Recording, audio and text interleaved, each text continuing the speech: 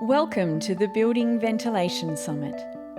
Created and hosted by AMCA Australia, the summit is designed to ignite an important national conversation regarding building ventilation and its role in managing the spread of COVID-19. We would like to thank our event partners for supporting the Building Ventilation Summit.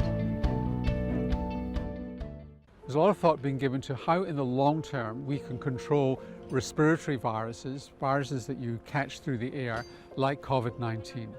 And yes, we can do social distancing and we can use masks and we've got vaccination, but the other thing we've got to pay attention to is ventilation, where we've got to think hard about how we design apartments and offices and schools, and where we can have open windows and high ventilation rates. The building industry has a vital role to play in supporting Australians to return to workplaces, schools and other indoor settings confidently, safely and sustainably. Building ventilation has become an important issue on the national agenda and is widely acknowledged as an important tool for managing infection transmission. We are calling for a paradigm shift in how we design, equip and operate buildings to minimize airborne risks, including infection transmission. We need mandated ventilation systems now to explicitly consider infection control in their statements of purpose and definitions. We need a paradigm shift in thinking that we cannot afford new ventilation systems. The economic costs of infection transmission and, in generally, inadequate air quality by far exceed all other costs. The risk of COVID-19 spreading in crowded indoor spaces is much higher than outdoors. This is because COVID-19 is airborne. Improving indoor airflow can reduce the risk of COVID-19 transmission in your home or workplace. Thank you for being part of the national conversation on building ventilation in Australia.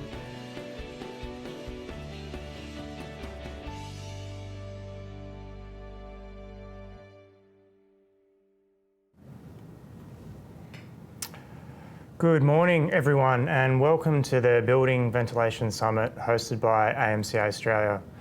My name is Ben Hawkins, I'm the Executive Manager of Policy and Communications at the AMCA, and it's my great pleasure to be your host for the next couple of days as we facilitate a crucial and timely conversation about how the property, construction and building services industries can provide safer, healthier and more productive indoor spaces for people. Before we get into the program today, I'd just like to acknowledge the traditional owners of the land. We're broadcasting from AMCA House in eastern suburbs of Victoria. This is Wurundjeri land, so I pay my respects to elders past and present and extend that respect to the elders past and present wherever it is that you're watching today. With some state governments winding back COVID restrictions this week, today's summit is perhaps even more relevant than when we began planning it several months ago. Without masks and other measures to which we've become so familiar, ventilation is in many ways the last line of defence. Over the course of the next 2 days, we're going to hear from some of Australia's foremost thinkers on the topic. At the AMCA, we feel very humbled by the support we receive for the event, though I suspect it speaks more to the importance of the issue than anything else. And to talk a little bit more about that, and to formally welcome you all today, I'd like to hand over to our CEO, Scott Williams. Thanks, Ben, and a very warm welcome to everybody today, wherever you might be across Australia and around the world. My name is Scott Williams, and I'm the CEO at the Air Conditioning and Mechanical Contractors Association of Australia, also known as the AMCA. Welcome to the Building Ventilation Summit. And what a tremendous couple of days we have installed for you. We'll hear from around 30 highly engaging speakers and subject matter experts, all providing their insights on the rich theme of ventilation in the built environment. We've just heard from Ben Hawkins, who has helped frame and shape the important discussion that will take place over the coming days as we explore every impact, both short, medium and long term. This is truly going to be a couple of days not to be missed, as the industry, government and a broad cross-sector of related industries come together strategically to discuss where we are currently placed and, importantly, where to from here. We will hear the economic and political context, and we'll also explore what long-term reforms might look like. I just very quickly want to talk to you about AMCA. AMCA is a national industry body that represents businesses operating the commercial heating, ventilation and air conditioning industry. AMCA members specialise in the design, fabrication, installation, repair and maintenance and supply of air conditioning systems that provide safe, healthy and productive spaces for people to live, work and play. With resources based around Australia, the AMCA has a strong voice on issues of national significance, and of course we are delighted to be able to host this important summit and bring together over 300 people today for this very important conversation. Now to a few acknowledgements. Firstly, I'd like to sincerely thank the Industry Roundtable that came together to host the important discussion that was necessary to bring this summit to realisation. There is so many different stakeholders on the round table, and it's not possible to read out every name, but on your screen should be logos of all the stakeholders that participated. Thank you for your support and for your ongoing stellar work within the industry. I'd also like to acknowledge the AMCA Board of Directors, advisors to the board, and the many members and participants from industry that are in attendance. Now to a very special acknowledgement. I'd like to sincerely thank our principal partner, the Victorian Government. We thank you for the leadership you've shown through this pandemic, and in particular, the support you have shown towards industry by sponsoring this very important event. Thank you also to our platinum sponsor, Victolic, our gold sponsors, Reece and Milwaukee Tool, and our bronze sponsor, Windsor Management Insurance Brokers. The generous support of all of our sponsors has enabled us to make this event a success and support the tremendous lineup of speakers we have before you. It's just me now standing between hearing from our first wonderful speaker, so let me pass back to Ben and get the day underway. On behalf of the AMCA, thank you once again for attending the Building Ventilation Summit. Over to you, Ben. Thanks, Scott. Before we get into the first session, just a little bit of housekeeping. We've split the program into sessions based around thematic areas. Today you'll hear from multiple speakers each session, followed by a panel discussion. All of you watching today will have the chance to ask a question, which I encourage you to do via the chat function on Zoom today. Questions will be sent through the moderator, who will try and work them into the discussion where relevant. Finally, I'd just like to take this opportunity to thank in advance all of our speakers and panel facilitators for their time and generosity. I've had the pleasure to meet with everyone you'll hear from over the next couple of days in the last week or so, and I can tell you there's a real sense of collaborative spirit and enthusiasm for the role that our industry can play in meeting the health and wellbeing challenges posed by COVID. So without further delay, let's get into session one. Setting the scene.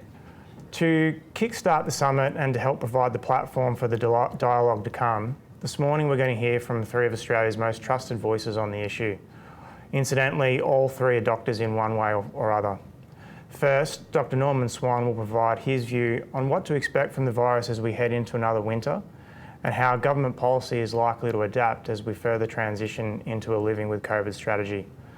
Second, Professor Lydia Morawska will provide a global context for the attitudes and approaches to building ventilation. And after Lydia, we'll hear from Managing Director of CTEC, Vic Garnis, who will give an update on where industry is at in terms of risk assessment and industry practice. So without further ado, I'll hand over to you, Norman.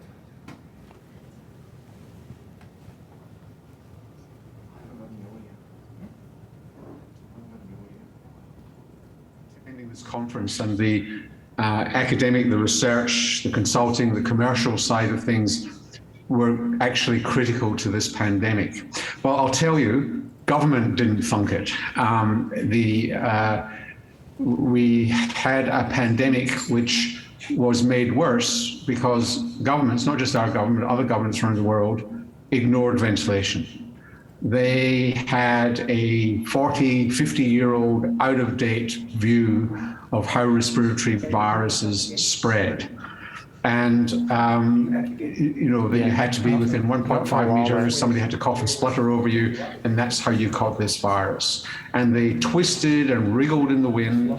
The quality of scientific advice, and I'll come back to this later, the governments got from people who really didn't know what they were talking about and relied on out-of-date evidence, made this pandemic worse than it is. So we had an obsession, almost like a mass neurosis, I think as one researcher called it, washing hands, cleaning surfaces, being obsessed about 1.5 meters. No question, if somebody coughs over you and splutters in your face with COVID or influenza or respiratory syncytial virus or any of the other highly contagious viruses, you're going to catch it. But the reality is you catch these viruses by breathing in the same air as people. And once you've been in the same room, in a badly ventilated room with somebody with a respiratory virus, you are actually going to catch it.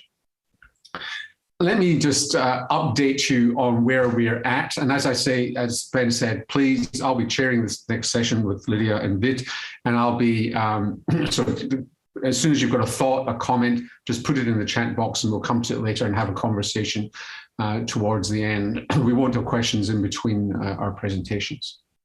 So where we come from, where are we at now, and where are we going? And look, I don't know about you, but I can barely remember what happened yesterday or last week. And that's not just my incipient dementia, it's just that so much happens in such a short space of time. But let me just remind you where we all came from, because this is not going to be the last pandemic. The next pandemic will be a respiratory virus. You are not going to be out of business. This is the time to get ready for the next pandemic and also what's going to come next. And I'll just remind you that in the 1918 pandemic, so-called Spanish flu, which wasn't Spanish flu, it was probably an American flu, 1920 was the worst year of the pandemic. And already in Australia, we've had the worst year of the pandemic. And in many other countries of the world, they've had the worst year of the pandemic. Omicron's not a mild virus. It's just milder than Delta, but it's probably about the same level of virulence as the original virus that emerged from Wuhan. So let's go back to the beginning, and I'll just give you a brief Cook's tour. Apologize for those of you who know more than this than me, but let me just go back. There's this huge debate. It's in the Daily Mail in Britain today. It's still going on, lab or bat. And there are groups in the world who want to believe that this was a lab virus. The overwhelming, look, the answer is nobody knows. It could have been from a lab, but the balance of evidence so strongly suggests that it's from an animal source. It's another zoonotic outbreak. Why? Because since the year 2000, there have been about 9 zoonotic outbreaks of coronavirus from bats. 3 bad ones, SARS-1, which had something like an 8% mortality rate. Luckily did not turn into a major global pandemic because it only spread when people were symptomatic. So you knew you could isolate people when they were symptomatic and knew that they hadn't spread before that. MERS, which has got a 30% mortality rate, that's Middle Eastern Respiratory Syndrome, and now SARS-CoV-2, which has, very hard to actually ascertain the mortality rate, but it's about 10 times seasonal flu, if nothing else taken into account. It could have come from a lab. The Wuhan Institute of Virology is a really good institute of virology, some superb scientists there. And remember, China was burnt in SARS-1. They didn't do things well, and they were into environmental surveillance and picking up viruses from the environment. And their question was, well, how the heck would we know that a random coronavirus that we pick up from say, a ground animal or a dead bat is a pandemic virus.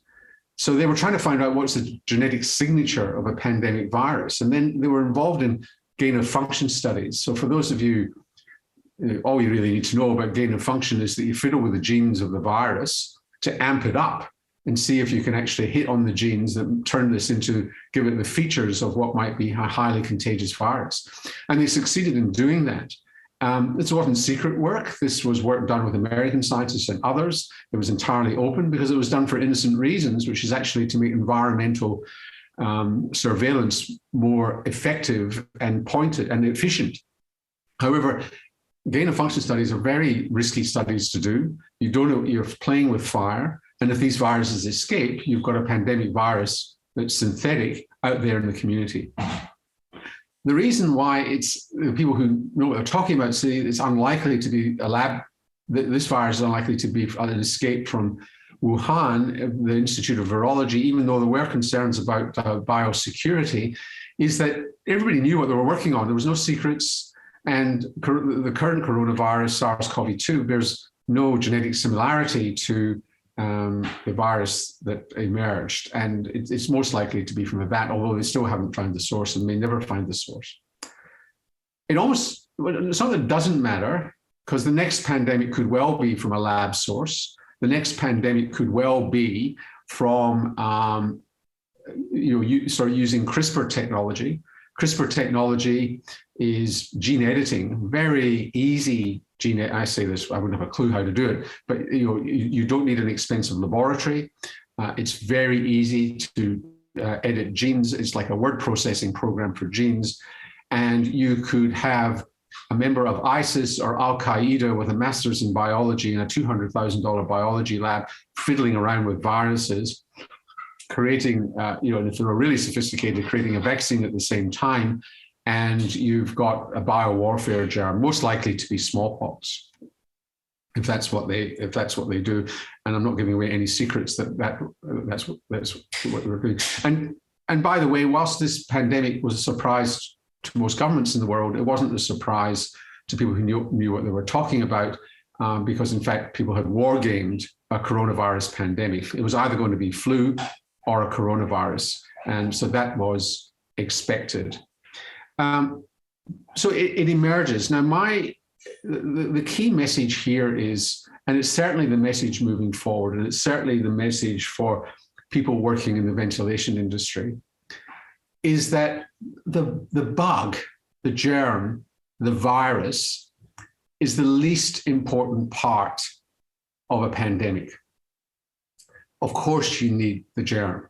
Of course, you need a virus that's highly contagious.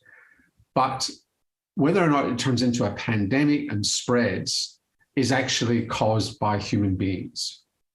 My belief, and look, when I say my belief, the belief of people, again, who know what they're talking about, is that if this had emerged 10 years ago in China, you may well not have had a pandemic. Politics cause pandemics. 10 years ago, you had Obama in power, you had multilateral cooperation, you had SARS-CoV-1 fresh in the memory of the Chinese. Xi Jinping did not have the authoritarian power that he's got now, and they would have most likely admitted early that they had a problem, brought in help, contained it.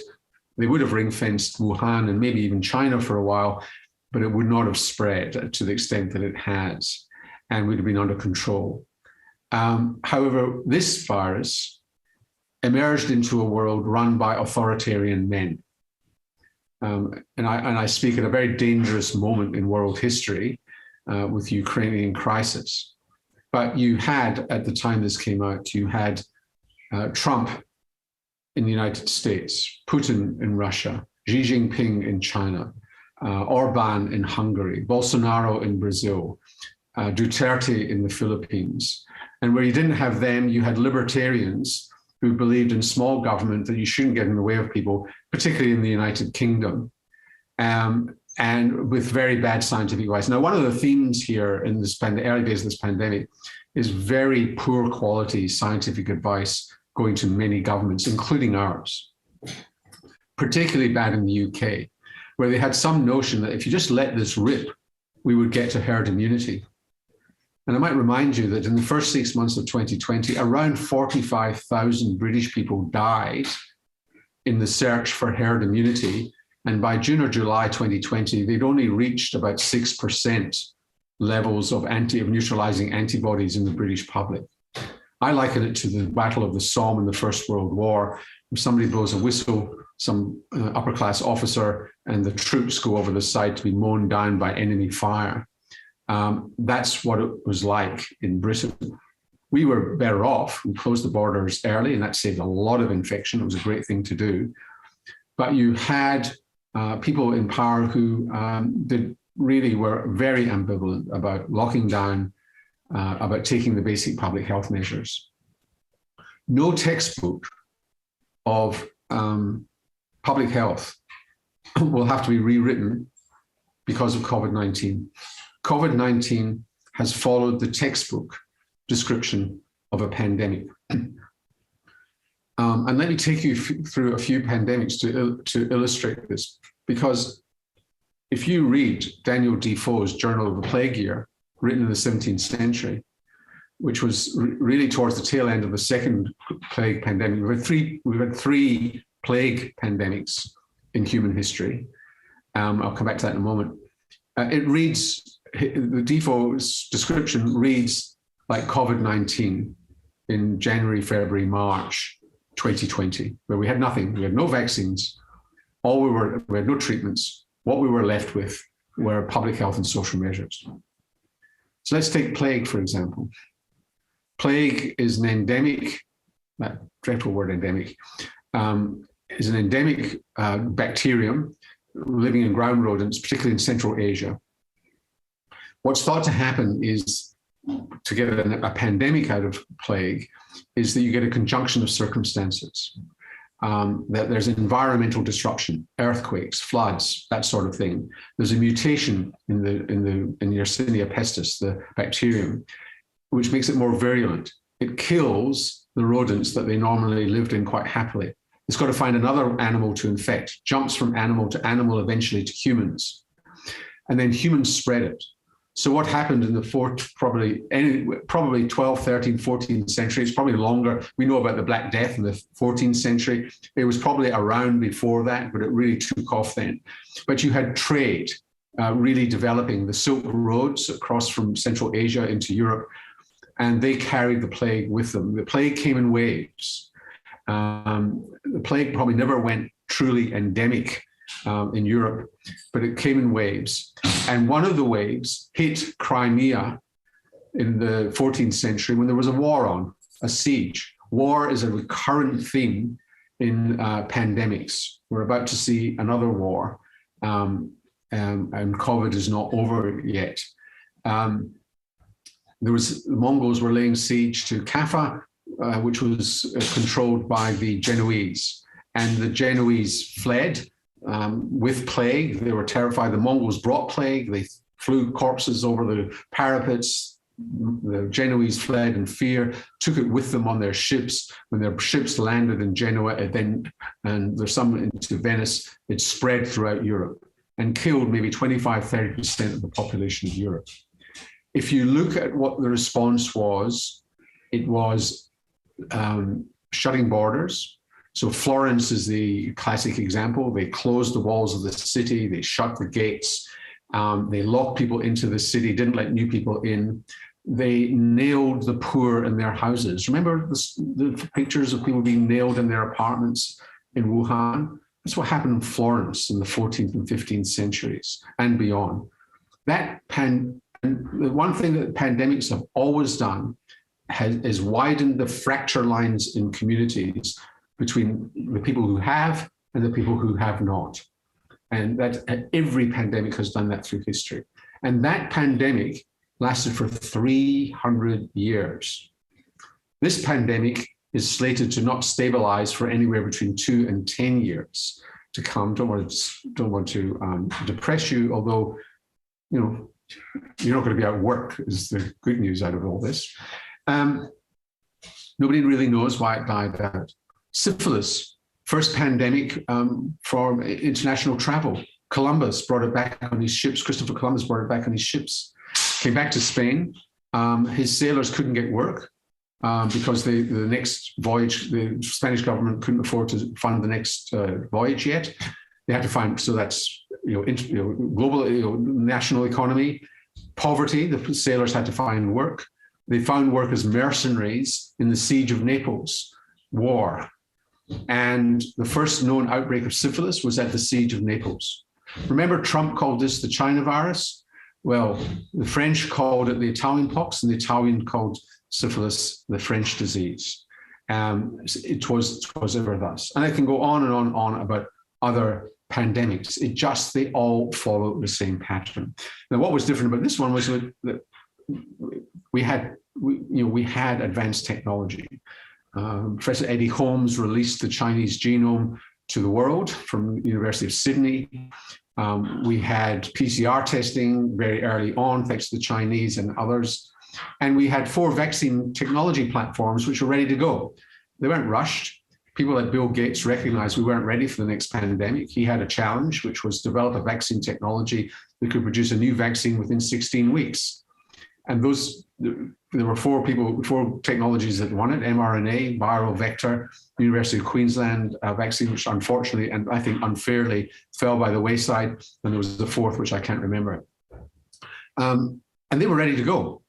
So they were all dressed up, ready for action. And within weeks of the genome being released, they had designed their vaccines. And there's some people in the public who believe that things were rushed, but they weren't rushed because they, it takes forever to do a clinical trial usually, because you've got to recruit people. It takes forever to recruit people. We're in the middle of a pandemic. Tens of thousands of people were willing to volunteer across the world. So you've got really rapid recruitment for your trial. Then what happens with a vaccine trial is you've got to wait forever for people to get naturally infected so you can see whether it works or not.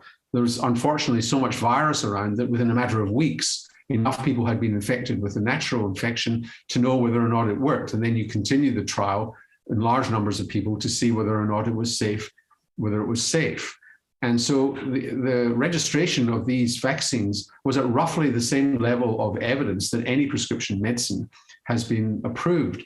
But what you've had with these vaccines, which has never happened before in medical history, is post-marketing surveillance. So I think to date, there's 10 billion doses of vaccines that have been administered with amazing scrutiny. We know what the side effect profile of these vaccines are. In the history of vaccines, within the first 6 months of the use of a vaccine what the side effects are going to be. So we know the safety profile. We know about the clotting problem with Astra. We know that if you're over 17 male, you've got about 1 in 50,000 chance of myocarditis. If you're 5 to an 11-year-old, that risk drops to 1 in 250,000.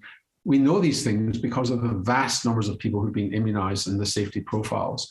We know that coronavirus, people say, oh, well, the mRNA vaccines are going to cause cancer because it interferes with nuclear DNA. Well, we know that they don't. And also, if that was the case, remember, all the mRNA vaccines are doing, or indeed the viral vector ones are doing, they're sending a genetic message into the cell to produce the spike protein.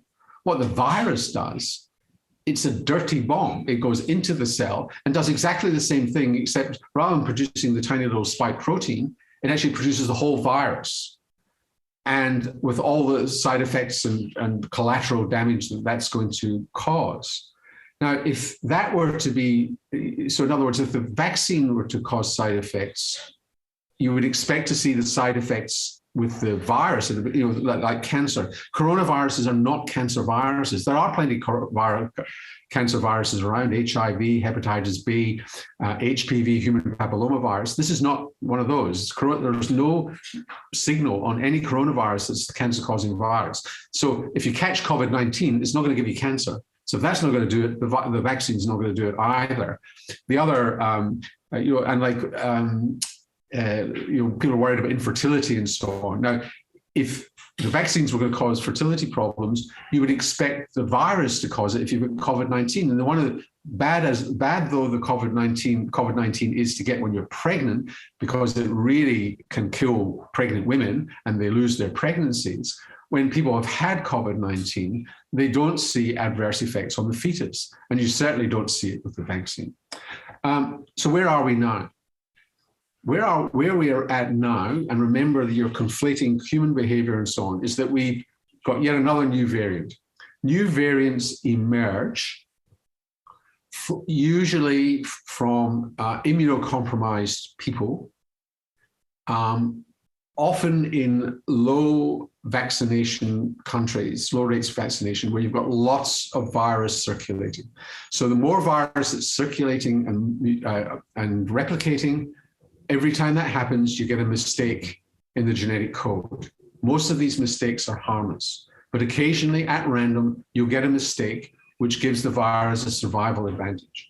The main survival advantage is it more contagious? Now, until Omicron came along, the viruses were largely more contagious in their own right. They produced, the genetic mutation made them produce higher amounts of virus, higher viral load, or it was more sticky when it got into the lungs in terms of the ACE2 receptor. But Omicron is more contagious, and to a small extent, they were immune evasive, alpha, beta, delta. Omicron was the first one that was really highly contagious because it was so immune evasive. And that made, in the Australian context, it made all of us vulnerable to Omicron, regardless of whether we were vaccinated, although people who'd been more recently vaccinated had more protection against infection. And what people have been misled into believing, often by government, is that the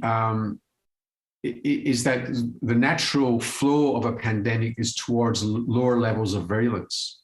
And that is not true.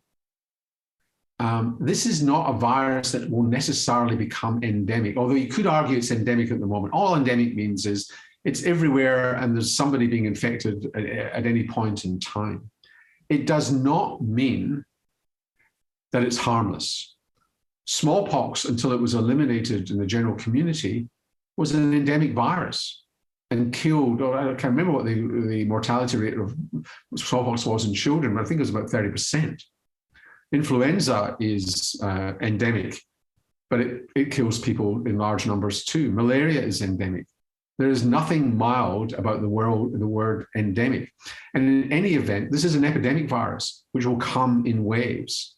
So we're off one of the waves at the moment. We're going to go into a lull. And that lull will last in the Northern Hemisphere, probably through the northern summer, unless a new variant emerges. We may well get a second wave of Omicron, maybe the BA2 variant, which is a bit more contagious in winter. So we're entering a risky phase in terms of moving forward.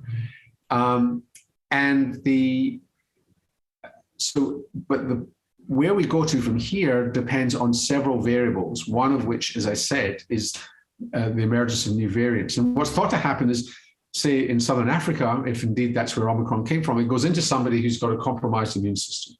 You've got a compromised immune system, you don't get rid of the virus. The virus stays in your body. It replicates in high numbers because you're not mounting an effective immune response. But it's effective enough that it confers an evolutionary pressure on the virus. And the virus, randomly, mutations will emerge, which are able to resist the immune response of the compromised person and develop antibodies to that, and develop resistance to that. And then you've got a population of slightly more contagious, and then you spin off a highly contagious version of the virus. That's probably the way things go. Whether or not it's more virulent, less virulent, or the same level of virulence is pretty random, actually, except that a virus that's highly virulent, that's going to kill a lot of people, is not in the virus's interests. It's got to be just enough, but not too much. Because all the virus, that doesn't have a brain, but is interested in to anthropomorphize it, is survival. It doesn't even survive outside the body. The virus is not a living organism. It's got to get inside our bodies parasitize cells, although it's not a parasite, and replicate. That's how the virus survives.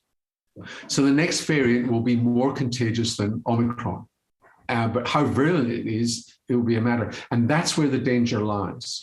Because if it's more virulent and it's immune evasive and evading vaccines, we're not only vulnerable to infection, we're vulnerable to severe disease. Now, at the moment, the news is good that the current vaccines are pretty good at doing that. But remember, the current vaccines are to the original virus. And the search is on now for a vaccine that might be so broad that it's going to be able to cope with what variants come.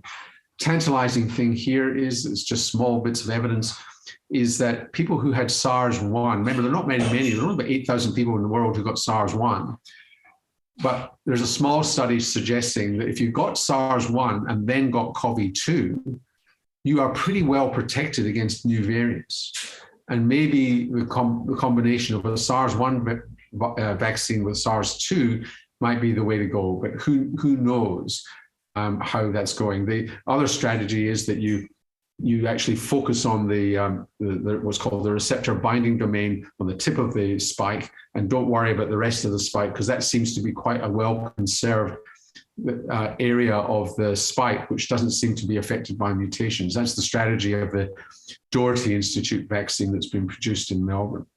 So we're vulnerable to new variants. With international borders dropping, we'll get new variants faster. We always got them anyway. They'll just happen faster and we'll be there. But we cannot be complacent moving forward. And the work that you do is essential here. So let's just double back. This government did not particularly want to go to lockdown. They were pushed into it by particularly the states. Their trust is an incredibly important part. Community trust, incredibly important part of controlling a pandemic. And when you look around the world, the countries that have done best are the countries which have trusted their governments. And that's irrespective of whether they're authoritarian governments or democratic governments. When you've got low levels of trust, such as in the United States, the pandemic runs riot. And the United States has been pretty one of the worst countries in the world in terms of the experience of COVID-19, and continues to be a problem because of low vaccination rates. So they didn't want to go to lockdown. They did. That controlled the virus. Initially, it was about flattening the curve, if you remember, and then they realized, the federal government didn't want to do this, but they were pushed into, they could get down to zero spread. But what there was resistance to was aerosol spread.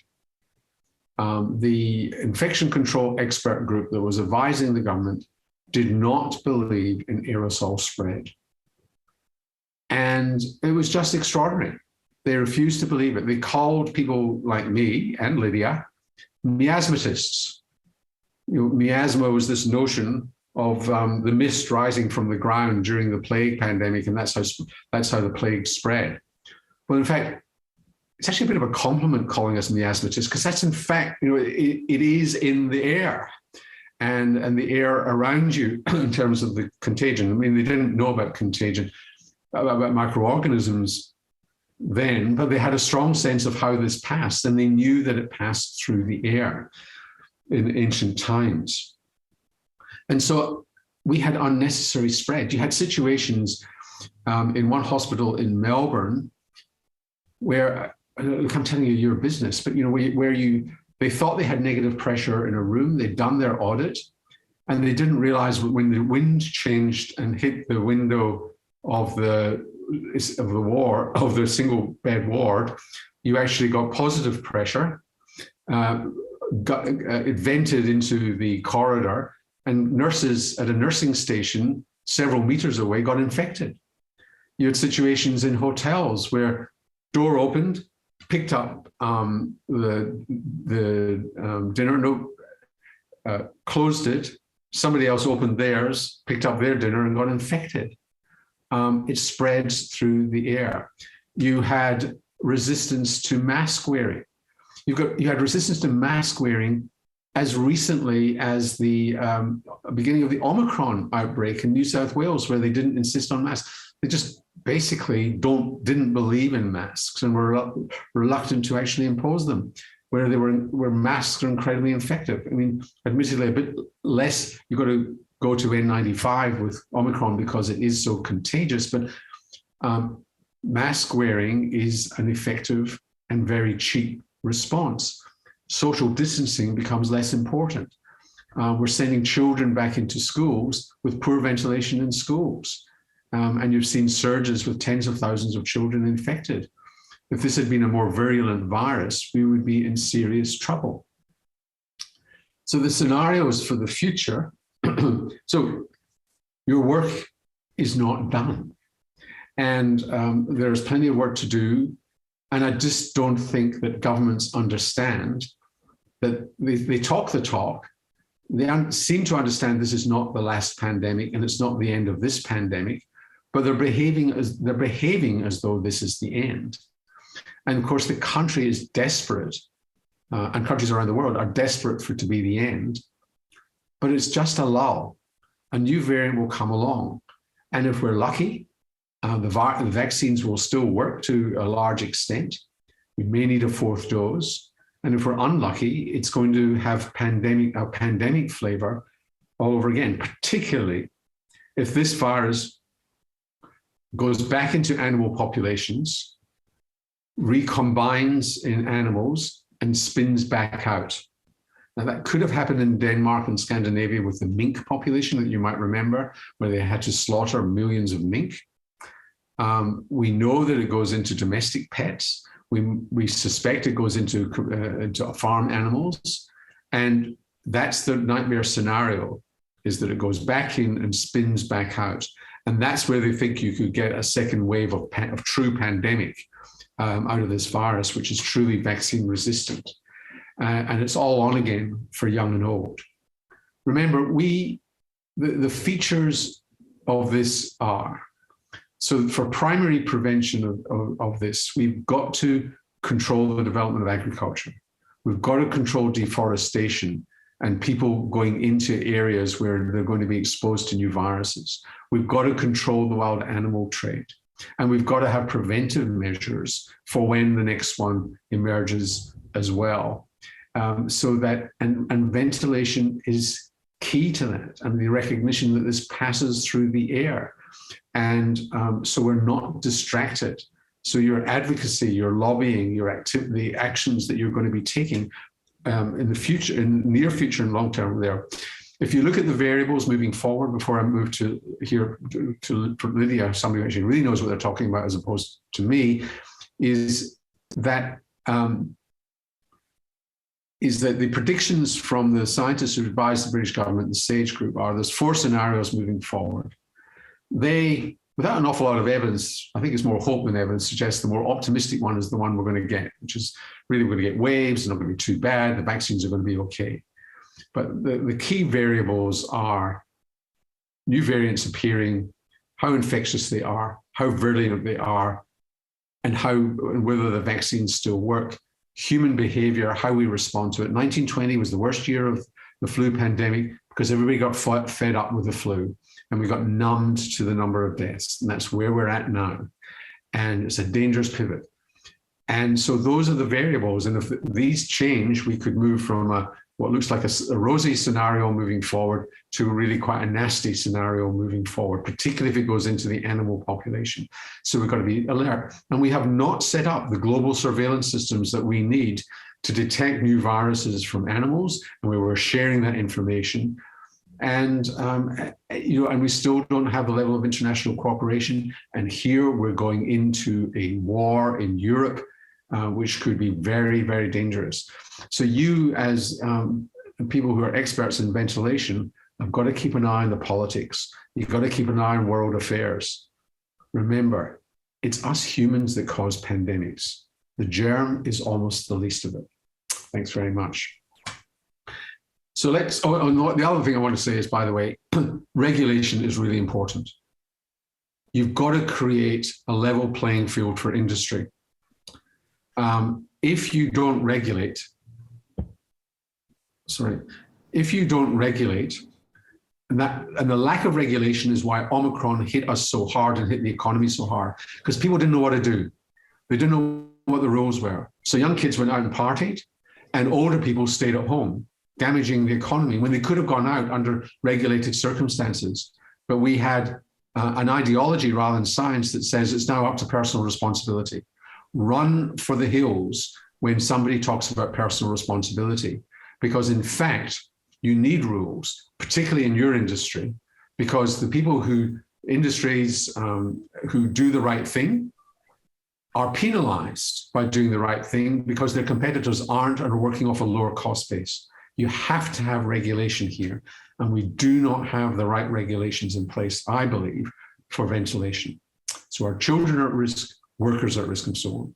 But let me turn to two people who know 3 million times more than me, and to hear first from Professor Lydia Marowska, QUT, who's an international authority on atmospheric pollution, particulate pollution, and human health, and spent her career doing that, and organized 200 scientists at a very key moment of the pandemic to tell the world, not just the Australian government, the world, of the science behind aerosol spread and how we need to pay attention. Please welcome Lydia Marowska.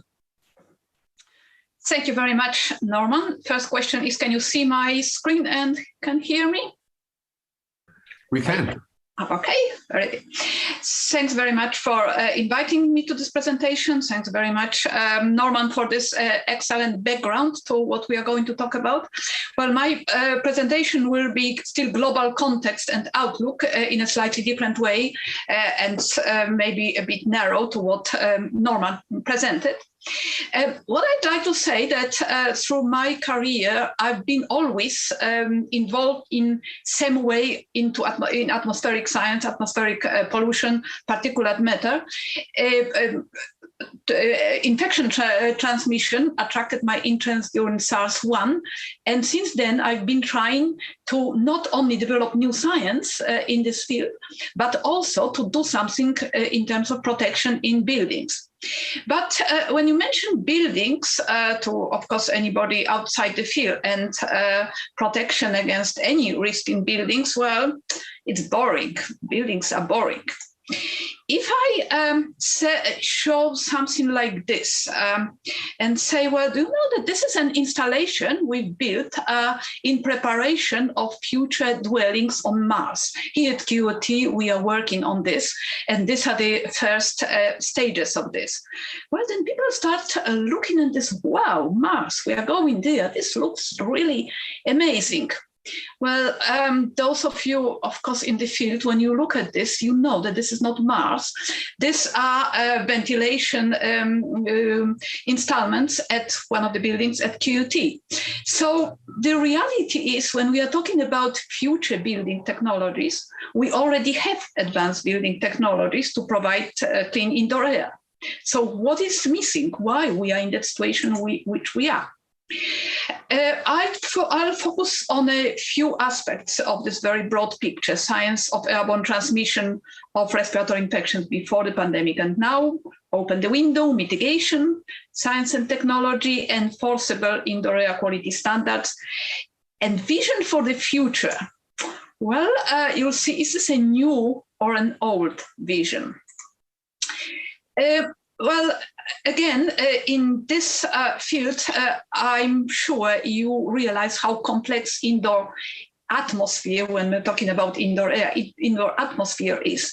And the point is that we have to consider not only what's inside, but everything else as well. And in particular, atmospheric conditions, meteorological conditions, outdoor pollution, and everything else which is related to the buildings. And very importantly, many of these aspects related to the buildings, and not only, are have links to the energy, and the energy costs us money, and therefore there are ways of targeting this aspect. So let's talk first about science of airborne infection transmission. When eventually the WHO acknowledged to some extent airborne transmission, they claimed this is emerging science. Well, it wasn't really emerging science. The science didn't emerge during this pandemic. We knew for a long time that while the process of generation of particles from human respiratory tract is complicated, in fact, there are many processes, we knew what's happening there.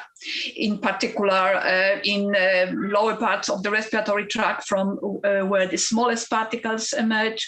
This is burst of liquid when the bronchioli contract.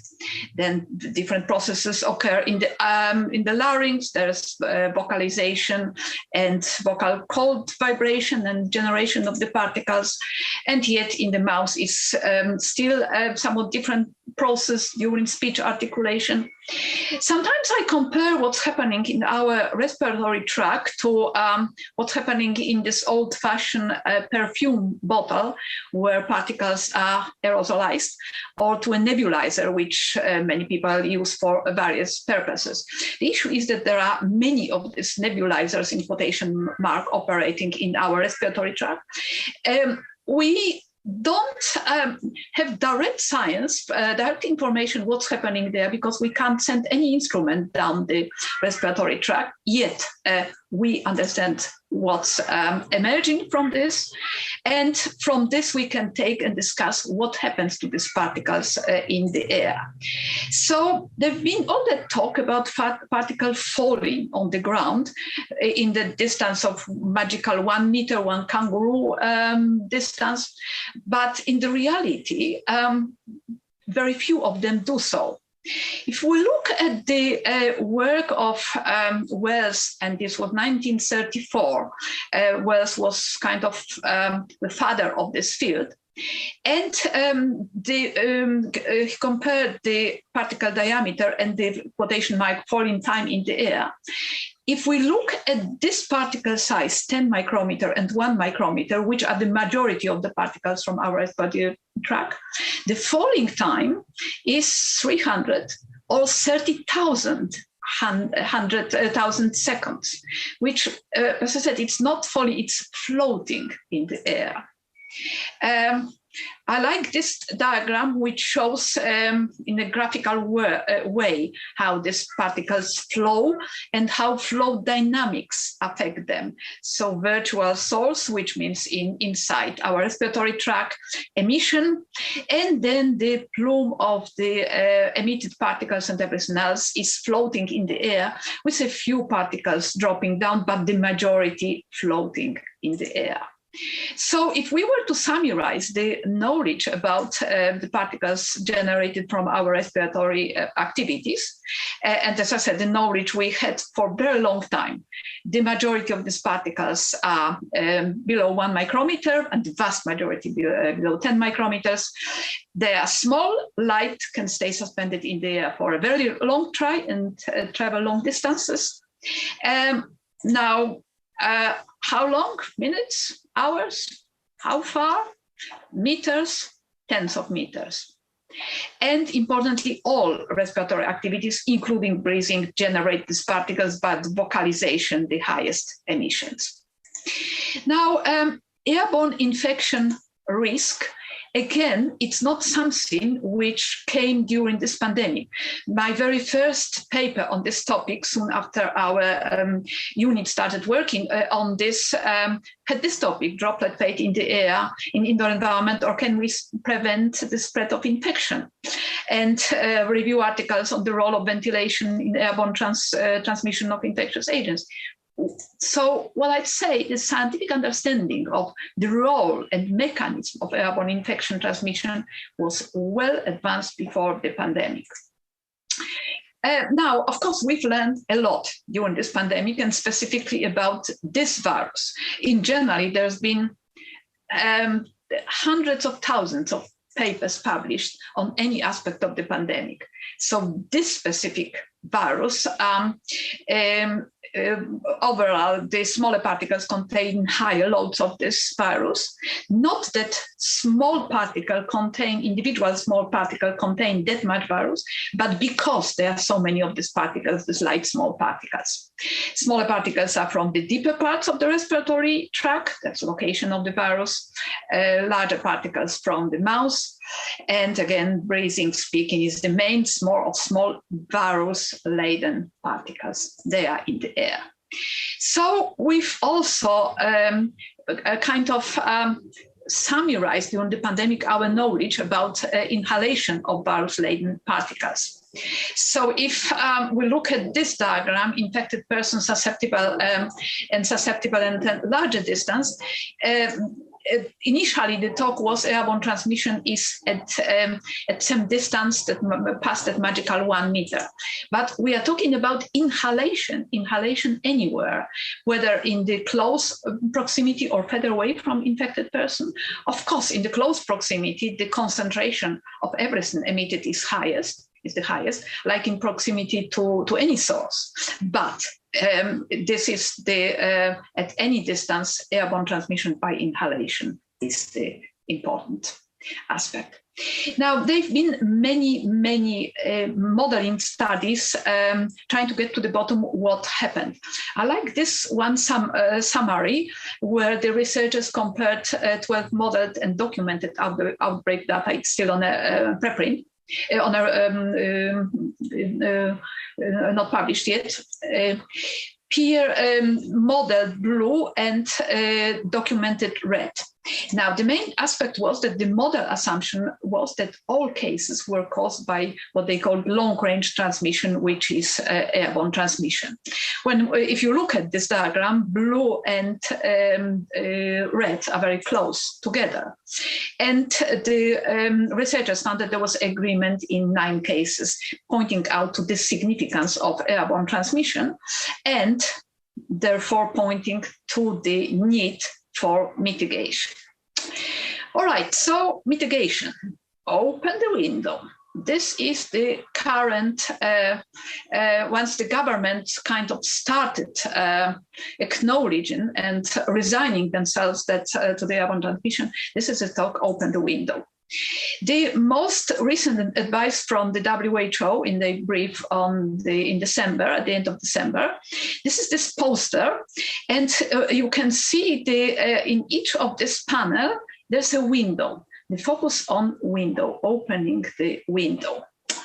Well, all right, so this is certainly a very big step forward from the tweet by the Director General at the end of March 2020 that the virus is not airborne. Now open the window. Still, I can't resist stating that this is hardly a novel concept. Florence Nightingale was saying this a very long time ago, in 1859, the issue of airborne transmission and the need for ventilation. So we are only 160 years behind. Well, let's focus first on natural ventilation, which means ventilation, as you know, depending on opening the windows. So this is the case in homes, schools, restaurants, shops, in many places. So when it's not too cold, not too hot, not too noisy, indeed, the windows are open and there can be very good ventilation.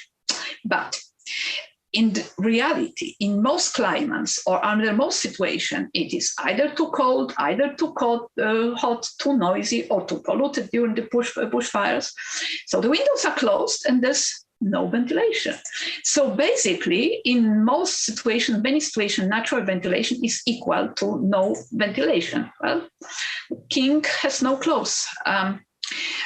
Of course, a little disclaimer here that by no ventilation, I mean minimal ventilation, because there's always leakage through the building, but let's don't focus on this. Okay, so what to do, how to deal with indoor air quality without ventilation or with minimal ventilation. Of course, we are during the pandemic, so we focus specifically on infection transmission. And you've heard many times of many state governments or departments buying filter-based air cleaners. All right, will it work? It will. If you properly, and properly I say the right number of them, size and so on, this will significantly reduce infection risk. Well, there's very good physics behind this. There have been many papers demonstrating that this happens. It also helps in situation of outdoor air pollution, like during bushfires. You can't quite see what's on the cover of this document. It's a WHO document on risk communication. I participated in this activity, which stresses the importance of the usefulness of air purifiers. Now, one point, however, if they are being bought now in thousands, tens of thousands, my worry is that they will soon become electronic waste if all what's done, it's issuing, let's say, the schools with them without nothing else being done. But there's also another problem. CO2, which we all exhale, volatile organic compounds and other gaseous pollutants generated indoors will still accumulate indoors, even so there are air purifiers, because there's no ventilation. This is a problem. Well, the body of knowledge we have on this being a problem, for example, the impact of CO2 concentration of cognitive function. Imagine all those kids sitting in classrooms for hours and hours with high concentration of CO2, the impact of their learning, and many, many other impacts and studies which have been done. And so the reality is that air cleaners without ventilation is not a satisfactory solution. I'll come back a little bit later to other aspects of cleaning, but now let's focus on mechanical ventilation and mitigation science and technology. So here we are talking about building engineering controls, like presenting in the schematical diagram from one of our earliest papers during this pandemic, and stressing the importance of sufficient and effective ventilation, avoiding air recirculation, particle filtration and disinfection, avoiding overcrowding. I'll talk about a little bit about this and also about air disinfection. So sufficient and effective ventilation. And well, I'm sure in this community, you know these things very well, but explaining this to anybody, what does it mean? Sufficient is enough of this. Effective is everywhere in the room. And very importantly, in relation to the pandemic or epidemic, airflow not from person to person. Like in this diagram here, it's not enough of ventilation because the particles emitted are everywhere. And here there's unidirectional flow, so it's going from person to person. So what is sufficient ventilation? What's the need for good indoor air quality? Well, depends which document you read. The minimum recommended ventilation rates by the WHO, non-residential settings, 10 liters per second per person. But if you look at ASHRAE document, there's a very big long table there. And for example, there's 9.5 or 4 liters per second per person for an art class and lecture hall with fixed sittings. Why the difference? Well, there could be painting happening in the art class and emission of pollutants. RIVA, on the other hand, recommends the same as the WHO from the same document, 10 liters per second per person. All right, but there are some few problems here. First of all, how will the building space know the number of people inside and what they are doing? And also, do we know that these values here, these levels here, are enough to adequately lower the risk of infection? Well, the buildings, again, a schematic diagram, the top panels, design occupancy and demand control dependently on the number of people. So the issue is that the question is how many people are actually in the room. If it is more than designed, means that the space is underventilated. Less than design, waste of energy, but the building doesn't know this, and the building could have changed many times since it was initially designed. And also what people do, activities in the room, working on the computer, or something completely different, talking, lots of emissions, as I've explained how it happens. or painting. So there are emissions. The building doesn't know this. Well, what is the ventilation requirements in relation to infection transmission? So can we use this existing ventilation guidelines to control infection transmission effectively? For example, can we rely on the guidelines on CO2 concentrations? Well, unfortunately, it's not as simple as this, because for this, we need to use something different, risk assessment models and tools. And this is getting us in the kind of more complicated domain of infectious quanta. There's a definition of this, which I'm sure you've heard many times during the pandemic. It is a dose of infectious airborne particles required to cause infection in 63% of susceptible persons. Well, this is a convention. We don't need to worry about the definition. But the question is what this emitted quanta and then inhaled quanta depend on. Well, first of all, on the location of the pathogen in the respiratory tract, physiology of the respiratory tract, we are all different, stage of the disease, type of respiratory activities, whether we are speaking, whether we are silent, the virus, and even not this. We know how much things changed in relation to infectiveness between the initial variant and Delta and Omicron. Well, this kind of tools, despite these complexities, have been used. And for example, this is one of our early studies in Brisbane here, where we compared calculated infection risk as a function of outdoor air exchange rate per hour for influenza, tuberculosis, and rhinovirus.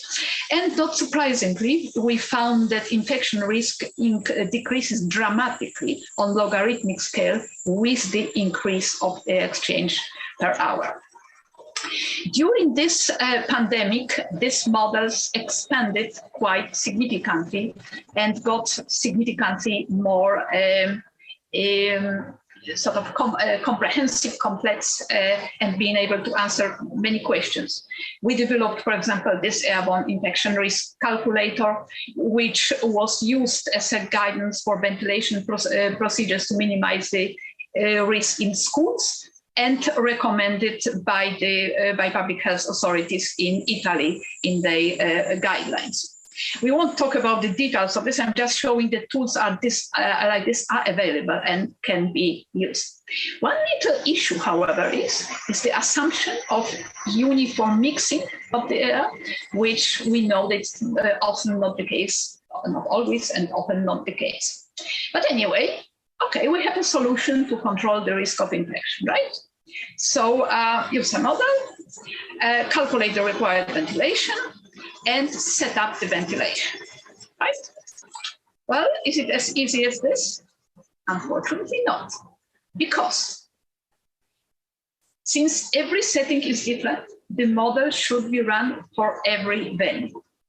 And can we imagine that every school, shop, gym, and so on will run the model? Hard to imagine. But even worse, these new variants, new pathogens, new variants could and do appear.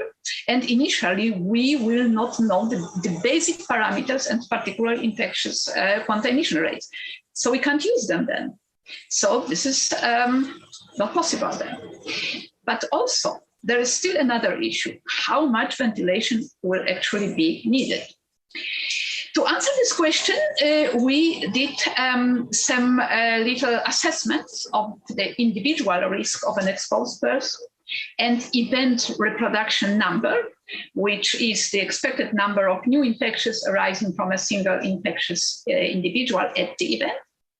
And we used some past scenarios for which there were very good details to model for a classroom and barracks, and calculated ventilation rates of 2.3 low, 6.6 medium, and 14 high liters per second per person, assuming one infectious one.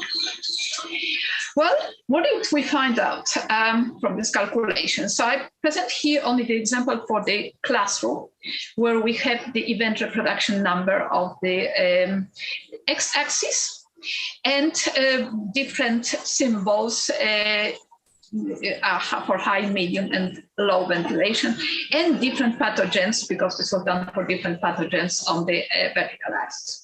Now, the most important of this somewhat complex diagram is that for these four pathogens, including SARS-CoV-2, and this is for the wild virus, initial virus, even at high ventilation rate, which is over 14 liters per second, risk cannot be set below 1. There will be infectious load.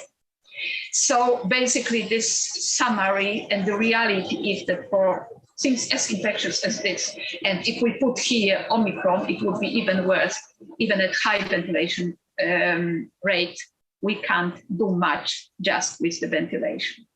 Again, is this a novel concept?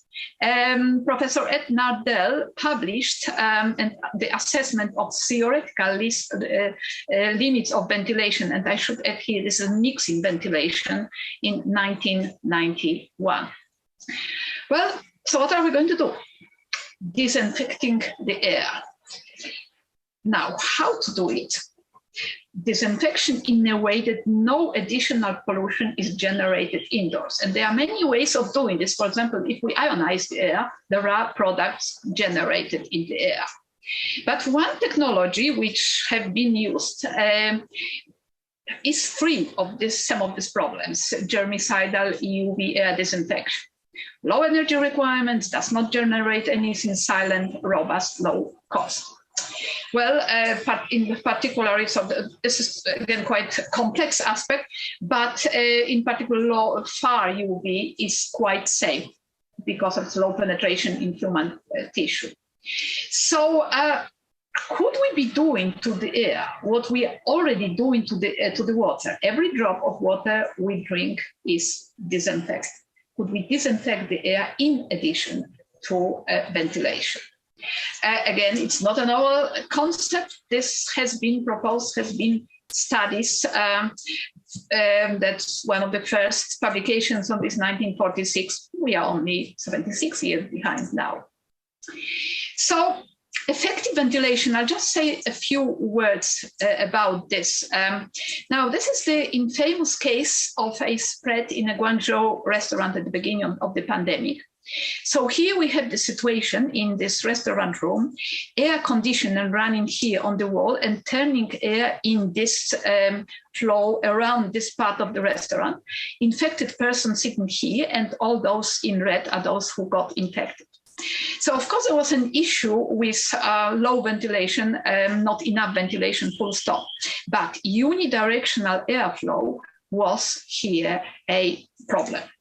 So what can we do about this, and how to design, plan our interiors so we don't have this kind of problems? Well, we have models to model this, in particularly CFD, computational fluid dynamic modeling. Will it answer the questions about flow direction? Well, it will for specific indoors, but the issue is that we need general solutions. And this aspect of effective ventilation, which is based on the airflow direction, is still a challenge, and that generalization still hasn't been resolved. Well, the last aspect I wanted to talk is enforceable indoor air quality standards. In September last year, WHO issued the new air quality guidelines, global guidelines. I was privileged to be invited to be a co-chair of this activity, which took about 5 years to develop.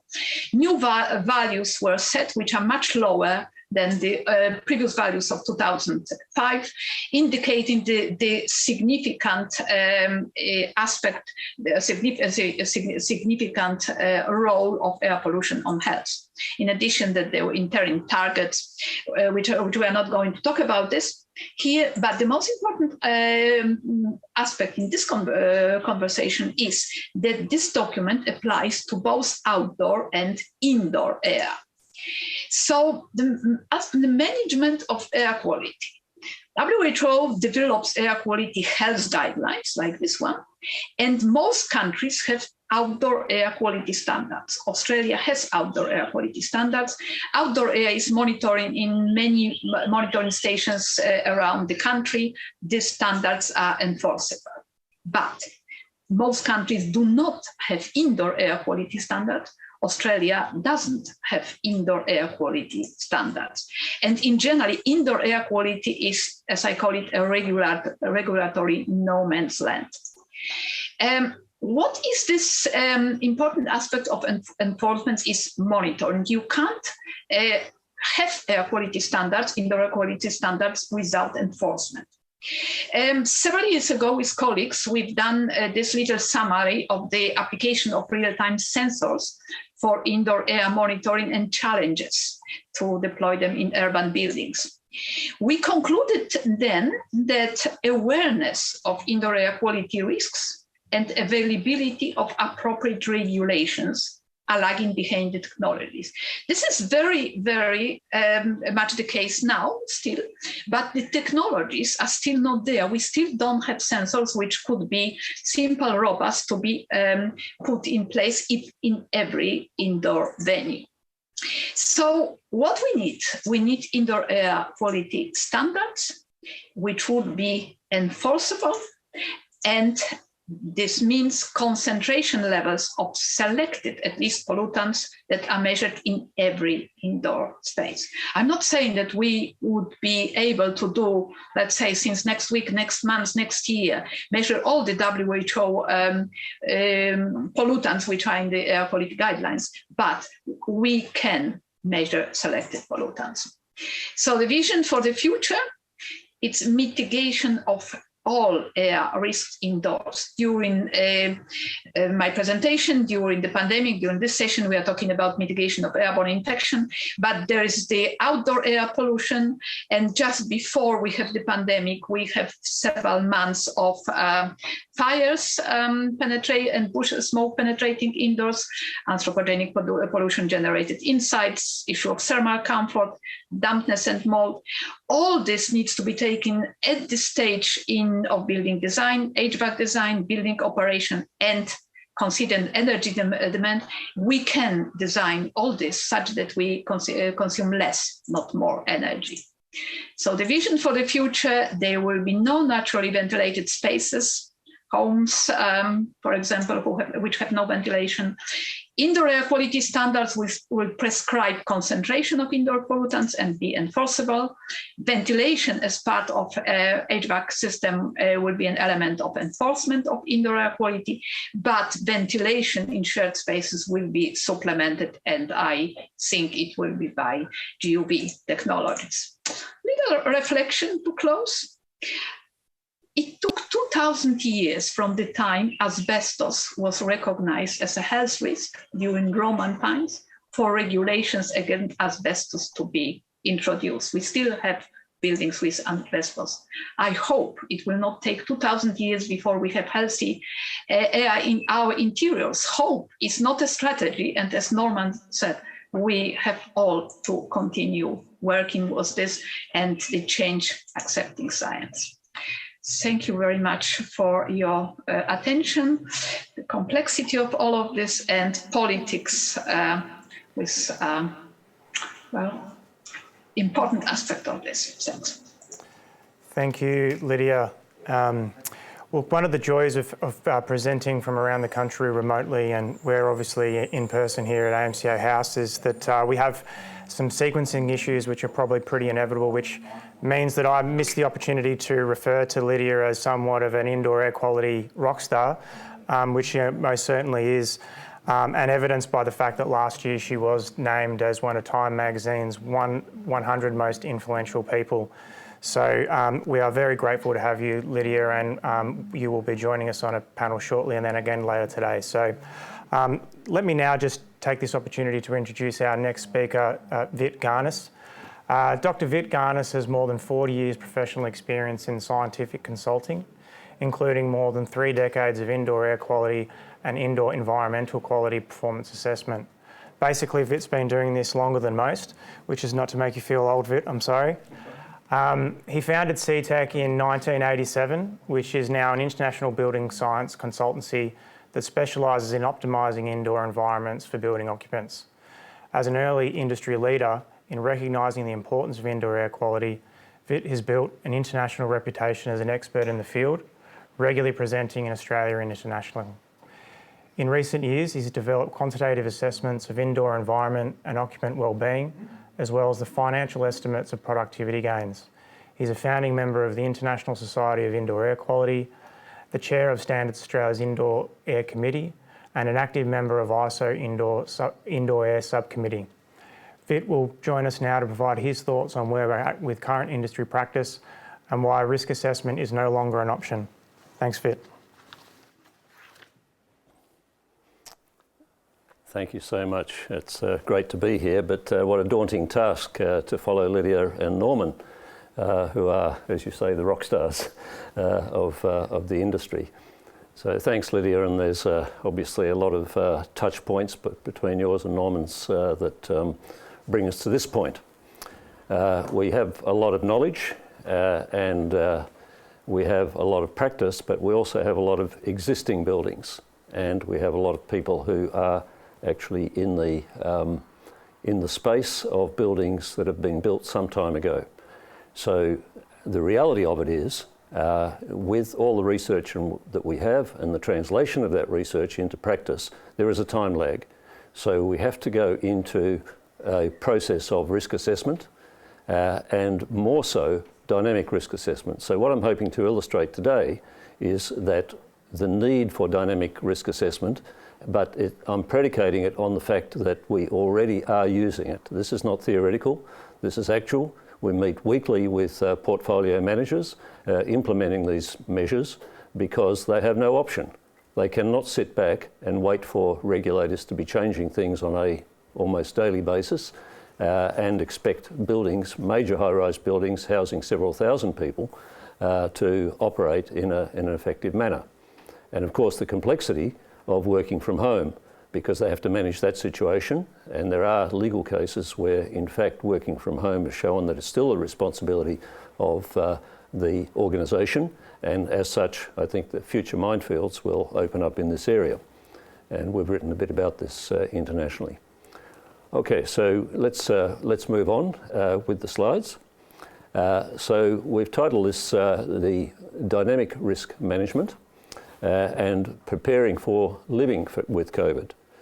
Buildings, we know, in London, for example, 13% of buildings were occupied. Imagine the cost to the economy of that, but not just in rent, but in output, which is orders of magnitude higher. So we're talking about preparing living with COVID, and I'm just having some difficulty changing the slides. There we go. May not have been pointing it in the right direction. Thank you. Okay, we work in large, crowded and complex spaces, as Lydia has indicated, getting down to the nuts and bolts of air conditioning, but these are big systems, as you can see here from this shot of Melbourne. So what are some of the key risks? Well, the risks, as again Lydia has mentioned, there are planetary risks, energy, for example, and emissions, carbon dioxide, refrigerants, volatile organic compounds, and waste that goes to either water or landfill, and air. There's people risks, which are safety and their health, both mind and body, and also their wellness. And I'll talk a little bit, but very briefly, because of time, about some of the wellness indicators and control measures that there are there. Property, we need access to it. There's the density of property, there's the occupancy, but also all the mechanicals. How do we organise all the air conditioning internals, filtration, variable air volume units and so on, which is pertinent, very pertinent to this conference. But let's assume that everything goes well, but if it doesn't go well, reputation and branding. The last thing you want is a headline isolating your building, because that then puts, if you like, a hex on that building and its value decreases. Then there's products. We've heard about emergency cleaning. Well, it's highly unregulated and using products that really are not really accredited for this purpose. But to be fair to the cleaners, they're working in an environment which was not designed for cleaning. Performance, access, the durability of those products, the value change. If you use a chlorinated cleaner on documents, you might lose those documents because it'll bleach them out and you won't be able to read what's on them. And then, of course, its effect on maintenance. So in terms of what are some of the options? Well, we've all lived on a day-to-day basis with regulatory options. Workplace OH&E state acts, councils, Fair Work Australia are what have been part of our regulatory framework now for many, many years. And we're a pretty good state in Australia. We're not right up there with the top of the world, but we're pretty close to it. And our system works. It goes up and down, obviously, Fair Work Australia knows about that. Then there's advisory documentation, WorkSafe Australia, councils, WHO guidance, and Australian standards and international standards. I'm fortunate to sit on the committees, one of the committees, and chair the Indoor Air Quality Standards Committee, but it takes time. It takes years to develop a good standard. And when you have months, you're not really able to use standards, and you've got to expect that they may be out of date. There's internal issues, risk options, which are HR and risk management policy related. What is our internal policy on this? And then how do we manage the contractors? Then how do we manage the landlords? Let's say a landlord who owns the air conditioning and you have no control on it. How do you convince the landlord to change what they're doing? And then, of course, there's tenants. And tenants, like all people, are highly variable, have many backgrounds, and sometimes comply and sometimes don't comply, for example, with mask wearing, etc. And then there's personal issues. What is expected to be good practice? We all sit next to someone else in an office, and what's our personal consideration of their vulnerability? Do we know that they've got a sensitivity to a particular issue, or they are on the road to getting cancer, God forbid, which makes them more vulnerable? Social awareness, acceptable behaviour. And then, of course, there's knowledge. We all know how reliable the news is. We all know how much we trust government advice. We all know, well, we probably not all of us know that research is basically based on different institutions with different people looking to get headlines, looking to get grants and so on. So, we've got to evaluate that research as a fit-for-purpose scenario. There's academia. We rely on that very heavily. And as Lydia, we're lucky to have Lydia to give us the in-depth knowledge and worldwide knowledge. But if you single out any one academic, you may not get what is practical from a day-to-day point of view. And then there's looking at various sources. Do we know where any infection might be coming from? And of course, we talk to our neighbours and we talk to our office people, who are very often our only source of information if we don't listen to the news on a regular basis. So here we are talking about something which is very complex.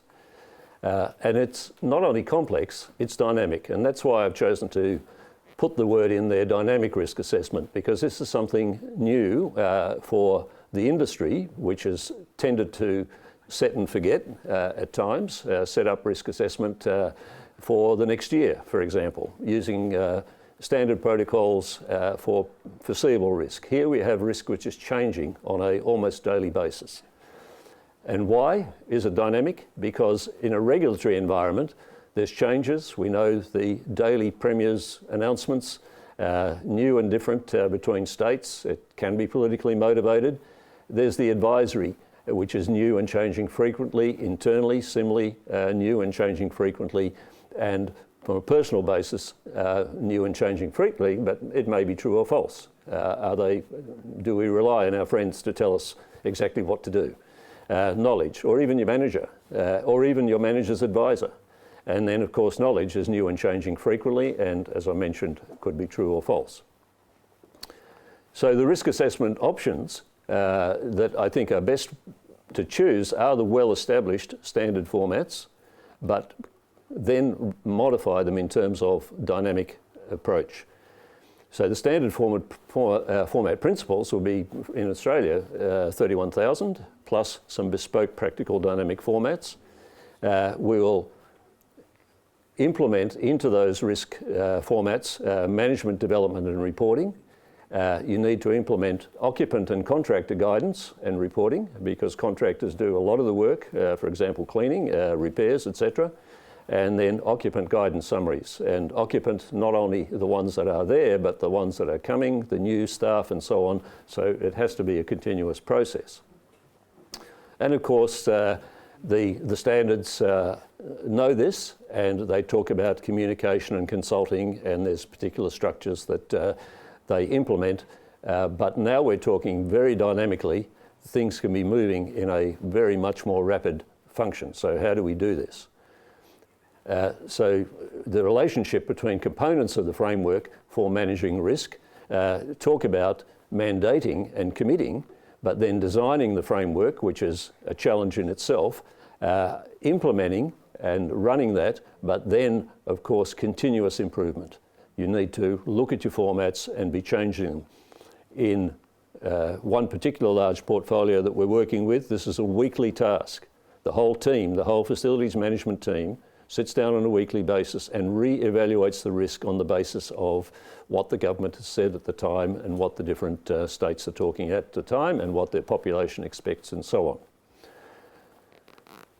on. Furthermore, in a little more detail, the risk management process talks about establishing the context, doing the risk identification, and that's complex, and the risk analysis, which can be even more complex but highly subjective, and then the risk evaluation and the risk treatment. So this is not a lecture about teaching you how to do risk management. This is really talking about the complexity and the need for immediacy. And this is where industry really is at a disadvantage in many cases. And I'm illustrating this here with this slide with the variation in cases, not to say this is obviously a little bit old in terms of, I think anything you put up is going to be old, even on a 24-hour basis. But the fact that Australia's COVID-19 experience talks about new cases and vaccinations. So we've got this very dynamic scenario, and you can see here a wide variation between the states. This is things that we all know, and we get blasted at us on a daily basis or an hourly basis. And then, of course, we have each of the states and whether they're first doses or second doses, etc. How do we incorporate that into all of our risk assessment? Because we are really, if you like, flying a plane almost and watching the turbulence on a daily basis and which way the wind's blowing. And very difficult for an industry where you might quote 3 years or 4 years ahead for a new development and then implement air conditioning systems or ducting systems and ventilation systems, which are fundamentally set, not forget. We come in and tune them on a monthly basis or something like that. Here we're talking about almost weekly changes.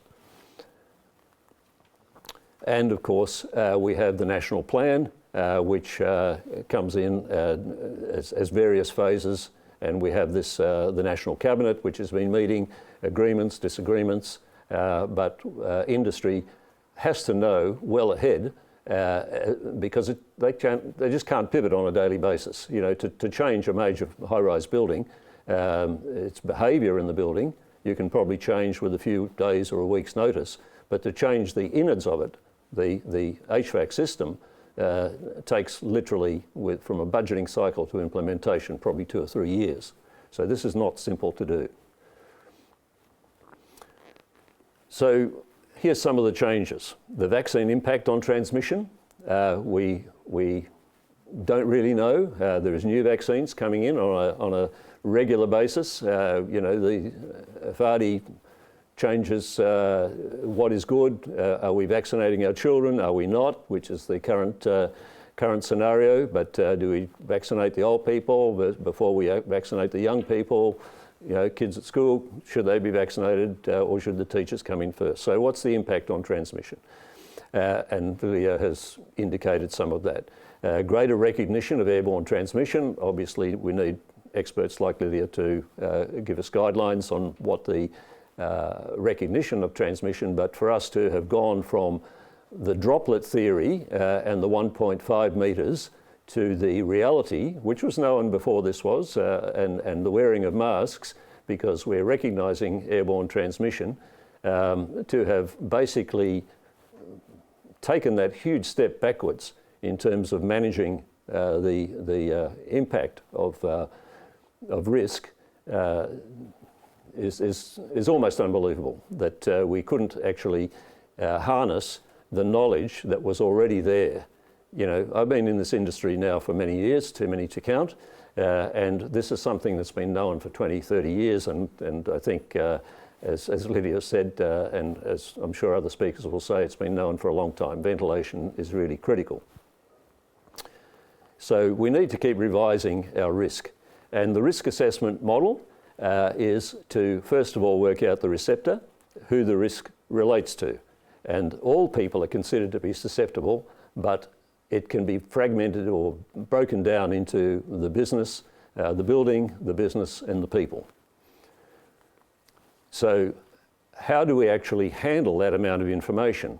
Well, we've come up with a scoring system and assigned risk values to each of those risks, and things are scored on a risk and a cases basis.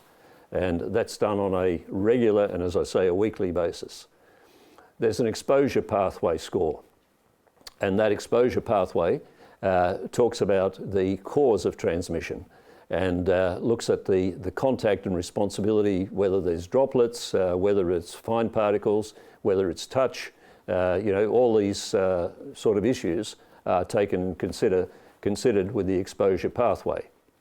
The crowding of lifts, the crowding of offices, and the need for reorganising office environments.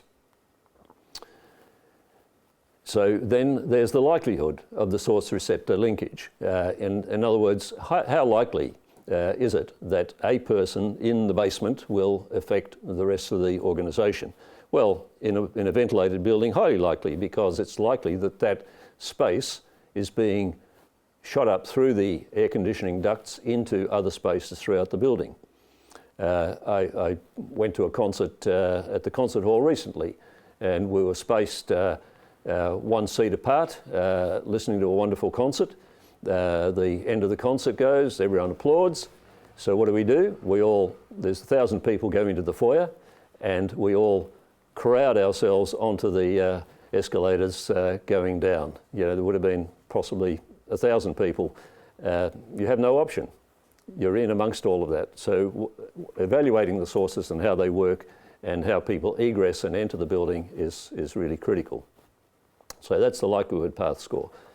So the whole risk model is calculated for all of the management spaces, and that includes segmenting the offices, the lifts, the entry parts, the foyers, the retail, the food courts, fire stairs, place meetings and rooms, and these are all scored in terms of their likelihood and their risk score and their consequence. So likelihood and consequence are the two key things from a risk model, and that can vary from building to building and from organisation to organisation. The same organisation in a different building can have a different risk score, and some of it is, and a large amount of it is also based on the tenant and also on the profile. Someone who's in a high profile type of scenario or highly interacting with the public may be at higher risk than they may be if they're highly controlled within the building.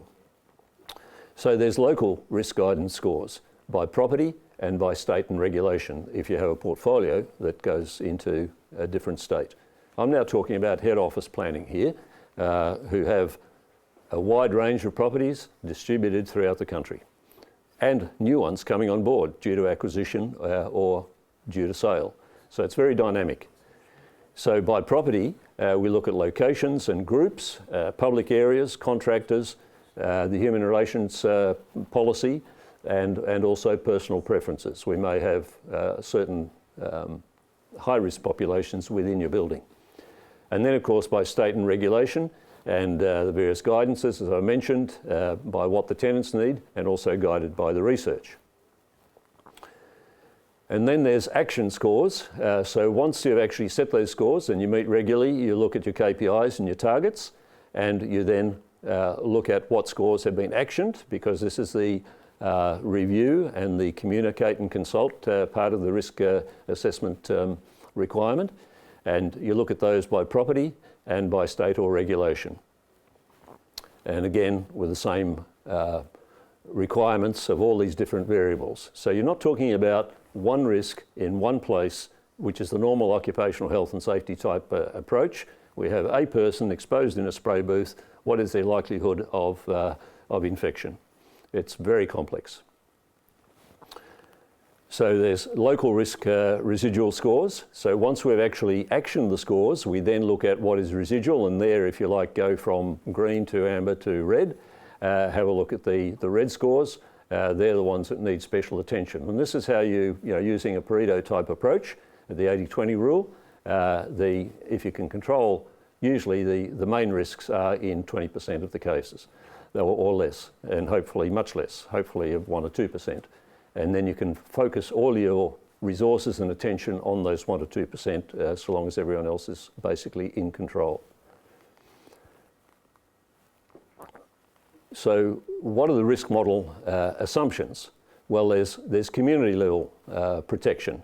For example, you might, early in the piece with the Lancet work on use of face masks, they were meant to reduce airborne risk by 30 or 40%, any sort of face mask. And obviously a good mask, properly fitted, on a non-bearded face, I keep telling our guys with beards, is something that's well known in occupational health and safety, but not really followed. And having a mask below your nose is not only useless, but it's dangerous, because you think you're safe and you're not really. You're just breathing in unfiltered air.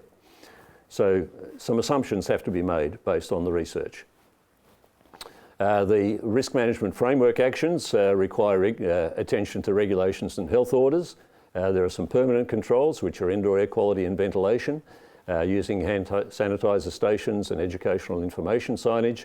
And then there's the risk-based controls, which is signs on lifts, educating your cleaners, and closure of drying rooms, for example, in end-of-trip facilities like bike sheds and so on. Overall, in terms of indoor air quality, just something that in terms of regulation, just to pick up something that Lydia was talking about, we are blessed in Australia by having the National Australian Built Environment Rating Systems for IEQ, and also the International WELL standard.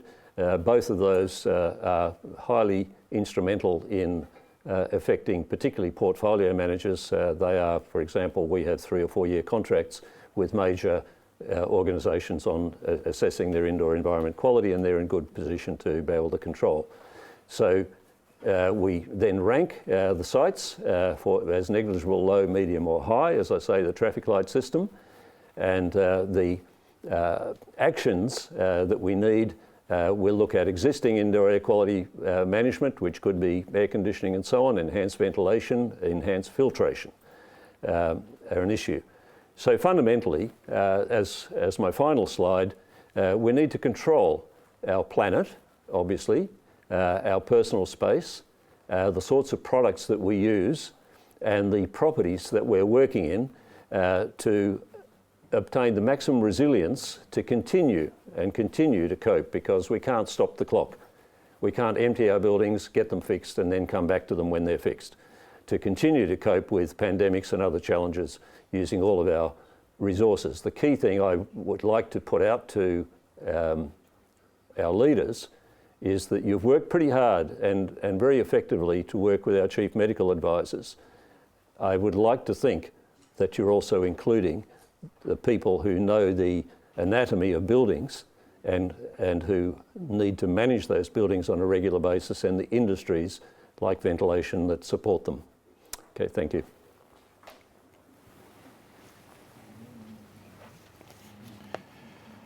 Okay, thank you, Vit. So in preparing for today, we had a bit of a speaker briefing a week or so ago, and the brief was to really set the scene for the remainder of the summit. And I think everybody watching today will agree that Norman, Lydia and Vit have done just that. And Now I'm going to throw to Norman to, I guess, facilitate a discussion with Lydia and Vit about some of the themes that we've just heard. Norman's presenting from Sydney, Lydia's in Brisbane, and we have Vit here in Melbourne. So good spread across the eastern seaboard. Norman, over to you. Thanks very much, Ben. I'm sort of getting a bit of feedback just for the technical people, just to stop that feedback. That's great. Thank you very much indeed. I'm still getting feedback. I'll just press on. I think probably at Ben's end, there's probably a speaker or microphone open. Just check that. Yeah, just getting feedback. Okay, I'll move on, and then hopefully we can sort that out as we go. Sorry, just 1 second until it's actually quite disabling. We probably need to kill Ben's microphone. Okay, sorry, but I'll just live with it. Look, thank you very much to you both for a really fascinating conversation. I just want to clarify something, because it seems to be a bit of disjunction. Lydia was saying we don't have indoor air quality standards, yet you implied that we do. Do we or don't we? Lydia and I always agree on everything, but we live in different worlds in some ways, and to be able to get the intensity of knowledge, clearly you have to focus, and as Lydia does, on research and on her colleagues around the world. My world is working with people actually delivering these things, and we have a if you like, a non-regulatory environment which has been very effective. When the Green Building Council of Australia was formed, it joined in a community of World Green Building Councils, and arising out of that was the need to not only design buildings, but to see how they're actually operating. So the federal government tried this. It found to try to control that wasn't working, so they basically vested the New South Wales government to set up the National Australian Built Environment Rating System. And that rating system has several modules, obviously energy, which is the one everyone knows, that buildings have to be controlled under energy. There's waste, there's water, but the other module is indoor environment quality. And we're pretty proud that we helped write that those protocols many years ago, but they are now the dominant protocol for an A-grade building portfolio. All A-grade building portfolios will want to get the NABERS rating for indoor environment quality, and they actually measure that. So my question to you, Lydia, is that sufficient in the dynamic environment? Well, one other aspect of this is design standards versus performance standards. So of course we have design standards, but not performance standards in terms of monitoring the actual quality of the air. So there are no monitors to monitor what is the, let's say, CO2 concentration in the schools, but even more concentration of particulate matter, like we monitor based on the existing standards for outdoor air. So that's a difference, design versus performance standards. And what I was talking about is performance standard. That's a very important point, Lydia, that I was really talking about portfolio managers. Schools and small buildings, etc., are not part of major portfolio controls. They don't have HVAC systems and so on. You're quite right, there are no guidelines for those buildings. Of course, with our students, academic institutions, etc., where learning has to take place and cognitive ability is critical, they are not controlled. That's definitely, I would take Lydia's point there, that they need to be expanded into the sort of knowledge networks that we have. NABERS is a design and a performance standard, and that should be rolled out. And the education departments have been pushing back, and it's a real shame. So we've had tens of thousands of children infected in the last few weeks. We've had major spread within hospital environments. So my question to you, Vit, is when you've got no enforceable regulation, again, the good guys are penalized and the people suffer. Yep. I mean, should we have a uniform regulatory environment? Oh, look, absolutely. It's going to be the challenge to have all the states agree to it, I guess, because, you know, Perth thinks that it has a different climate and different environment well, I've worked, for example, with schools in Atherton, in the Atherton Tableland, where they have natural ventilation. It's a lovely environment, beautiful environment, until they start burning the cane fields, and then it's a disaster. And the Queensland government, with whom, as Lydia knows, I've worked with for a long time, has so many different environments. You know, we're working in Mount Isa, we're working on Mornington Island, working in Brisbane, all different environments as to both tropical with subtropical environments. So it's a real challenge, and to put air conditioners in every school is a cost, but Public Works Queensland, for example, has bitten that challenge and put in air conditioning in some of the critical environments, but they are not then monitored and maintained. We have no idea how they're going now compared to when this was affected 10 or 15 years ago. And you've got no idea what the airflow pattern is once you put in the air conditioners, and they could be making it worse for a small subsection of the thing. Let's go to the technology here, both Lydia and Ved. I mean, surely monitors must exist for particulates, CO2. It's not beyond our ken to actually develop monitors. Well, with the monitors, yes, CO2 monitors, or even I would call them sensors, because we are talking about small devices compared to big monitors for particulate matter. If you go to any monitoring station, outdoor monitoring station, monitor for particulate matter, it's a big box with pipes and so on. But here we are talking about small CO2 sensors. Indeed, they exist, and they are implemented in many buildings, most mechanically ventilated. But you said that's not enough. But this is the only parameter measured is CO2. Particulate matter are not measured, because right now the sensors which we have for particulate matter are, well, relatively cheap, but they are still technologically not at the stage that they could be implemented in every room. And we are talking here in every room, or well, at least every building. So Vid, you could be forgiven as a state or federal government for saying, well, why are you going to get me to develop an indoor air quality standard if I can't monitor it, and therefore I can't police it? You've hit on a very crucial point there, Norman. We've evaluated and on the ISO committees and the WELL standard committees internationally that I'm on, we've debated this issue of monitors extensively. I think it's really important, and just to bore people slightly, there is a sensor inside a box of electronics, and that the whole system people call monitors. And depending on the performance of the sensor and depending on the electronics, we can get whatever value we like on the display. Work we've done in London on a building like the Gherkin, for example, we're showing that there's 40% error in cheap sensors. And the other figure that people might be interested to know is that from certain major manufacturing countries that are in the news at the moment, 80% of the monitors don't match the full-size expensive instruments that Lydia's talking about.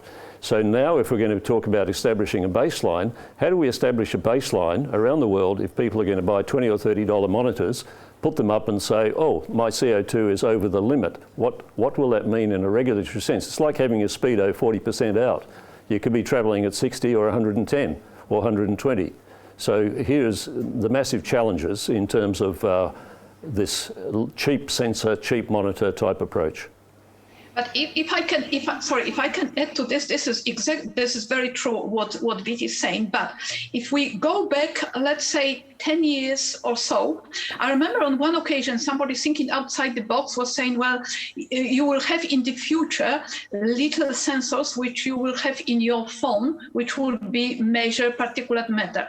And I remember I was then offended by this, because I was thinking, how can you think that this is possible? This is so complex, living in the world of the devices which were over $100,000 to measure this. Now, within 2 or 3 years, sensors like this became available, and they measure. Now, the reason why there's that 40% difference, as Viti is saying, is because they measure more than we would like to do. They measure, in particular, water particles.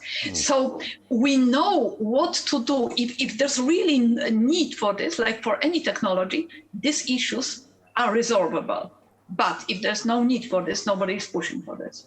Lydia's touched on a very important point, that if you wear a sensor on your wrist and you're moving around, is it your clothes, is it your skin scales, or is it the bus, or is it the general environment that's creating the particulate? So interpreting this data is also very important, and where you wear it. And it's the same with buildings. We've had, I guess in some cases, 2 or 3 generations of taking out sensor type of monitors and replacing them, because the challenges of where the pollution's coming from, how the building's working, the directionality of the airflow, etc. It's a complex matter in terms of sensing. So a lot of the crowd sensing type of approaches are fantastic, and Lydia's absolutely right. There's been a exponential rise in technology being able to do these things, and they can all be crowded into one little mobile phone. But are they giving the right data? And that's the point I'm trying to make, that if people are acting on that data, it could put them on the wrong path. So what's the state of the art in terms of algorithms, learning, machine learning, artificial intelligence? You've described a very dynamic system, highly complex, and there must be proxies for some of this that could we could get around some of the problems of inaccuracy in monitoring, that you might know that there's an unsafe, studies might show that if you've got an office environment which clumps in a certain way, that's a high risk environment, or if the temperature outside goes up by 3 degrees. In other words, you could plug this into a machine learning tool and so on. To what extent are machine learning tools, artificial intelligence, algorithms, allowing dynamic risk assessment on a minute by minute, hour by hour basis rather than week by week basis? Lydia, you're in research, you may have a better answer. So it was a question this is a very rapidly expanding field which has expanded. And that's what you use a very good term, Norman, proxies. We are not saying that we should monitor absolutely everything, but we should monitor what would give us information. For going back to that issue of particulate matter and sensors. So monitoring particulate mass, what is now being done for out of standards, is not the best solution for this case because of the all technological and interpretation issues. But we can monitor particle number. It gives us different information, but we can interpret this, and particularly using this this kind of new AI approaches, having sensors indoors, outdoors, and just developing ways for interpretation. So this is in our field, this is a sort of very big area right now, using what we know, and we have huge knowledge for interpretation to be able to use for every building. Which presumably would allow for much more rapid adjustment in a dynamic situation. Yes, but Norman, just from our experience, personal monitors are a world in themselves. And obviously important, but for this conference and for the interests, I guess, of this type of theme, monitors in buildings are in much better shape to implement what you're talking about, and this is being done. We have an integration of occupancy monitoring, different parameter monitoring, looking at the operation of the HVAC system, in terms of its not just temperature and humidity, but in terms of its general operation, monitoring the outside air. These are all integrated into models that are actually controlling indoor environments. Now, admittedly, in very few buildings around the world, but they are obviously showing that they are capable, and we have dashboards where we can control the indoor environments of buildings based on AI, not just AI, but on the integration of what the data is coming in from the different monitoring systems. So, there's also trend analysis that's put in there. For example, we know at 8 o'clock in the morning, every building is is going to be filled up. So we know ahead of time what office hours are, and we won't apply the same algorithms for people working in the building on the weekend as we do during full office hours. So yes, your question's a very good one, and it is definitely being developed and implemented. Let's go through some questions from the audience. First one is, if the virus can't survive outside the body, how is it passed in ventilation streams? I'll have a go at that and hand to Lydia. So essentially, the virus can survive and be able to replicate for several hours suspended in an aerosol and is not mushed up necessarily by a ventilation stream. So that's the key, is that it can 3-4 hours. I mean, Lydia? Yeah, well, the virus can remain infectious for quite a long time outside the body. Of course, it depends on the environment. So this kind of viruses don't like hot and humid environment. And of course, like any pathogens, UV radiation, so if it's outdoors, they would be very, very quickly inactivated. But in a right, cold, dry environment, they can stay intact for quite a long time and remain infectious. Yep. So it's really, it's not a living organism. It's basically a lump of, in this case, RNA, which it survives as long as the RNA is intact. As soon as that starts to degrade, then it loses the ability to survive. Thanks for that question. Keep the questions coming in. The second question or comment is, these options that we're talking about focus on transmission. This is your presentation, Lydia. Should more be done to look at the energy implications of mitigation, and what's the risk that we're leaving a worse legacy, and if we don't actually conflate all this stuff together. And Vit has commented on this as well. I'll start with you, Lydia. Well, this is exactly what I mentioned in my presentation, that if we take energy conservation on board and look into this issue of demand control. So if we use the space as for the number of people it was designed, let's say pre-pandemic, the office is full of people and the ventilation system operates as it was designed for full room. But now the office is half full because half of the people work at home. So the ventilation environments are lower, which means we can adjust dependently on the demand.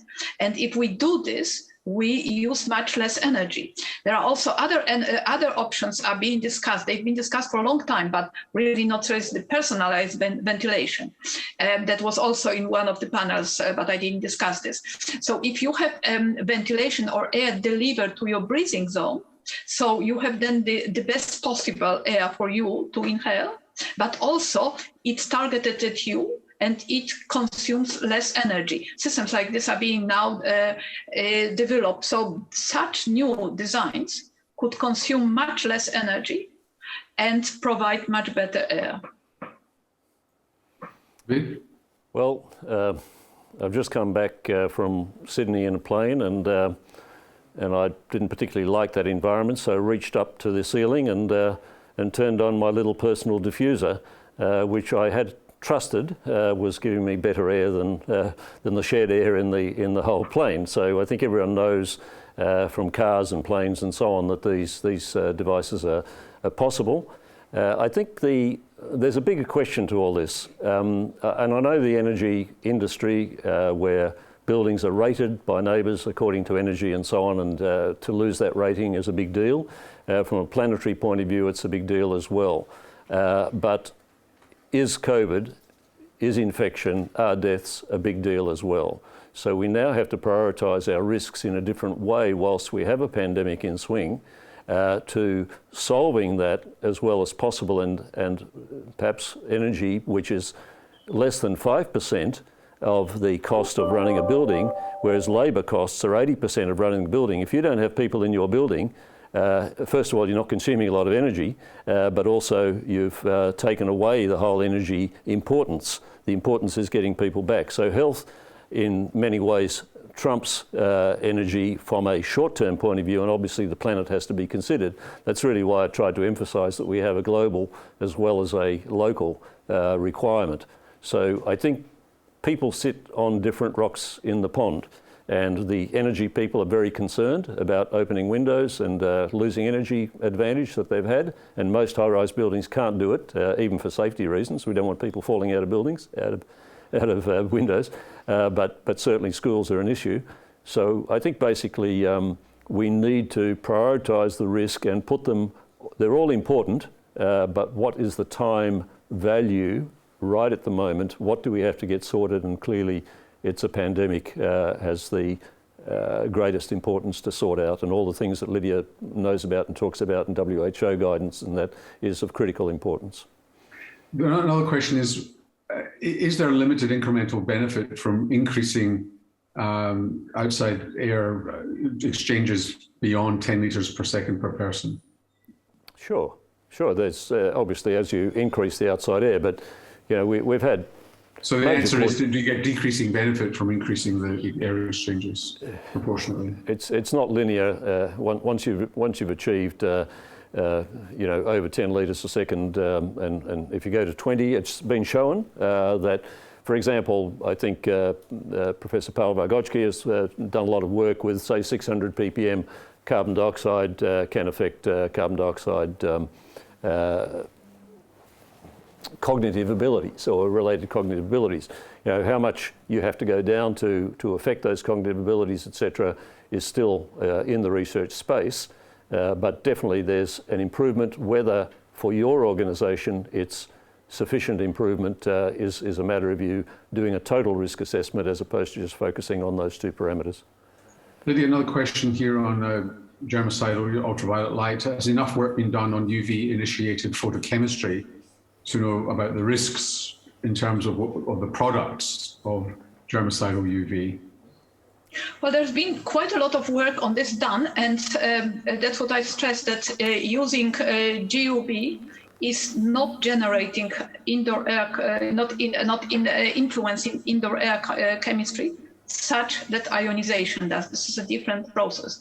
So if we have ionizers and ionization, this is then shown to initiate indoor air chemistry. But GUV is, this is not really a problem in this regard.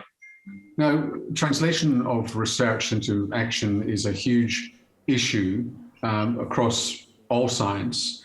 The question is, have we got the tight enough links between what's happening at the university level and research into action? Lydia? Well, as I said, I got into the field of infection transmission during SARS-1, then applied for ARC grant to do work in this field, and this resulted in what's now considered fundamental work in understanding particles from human respiratory activities. But then I wanted to apply this knowledge to buildings, what to do, how to apply this research.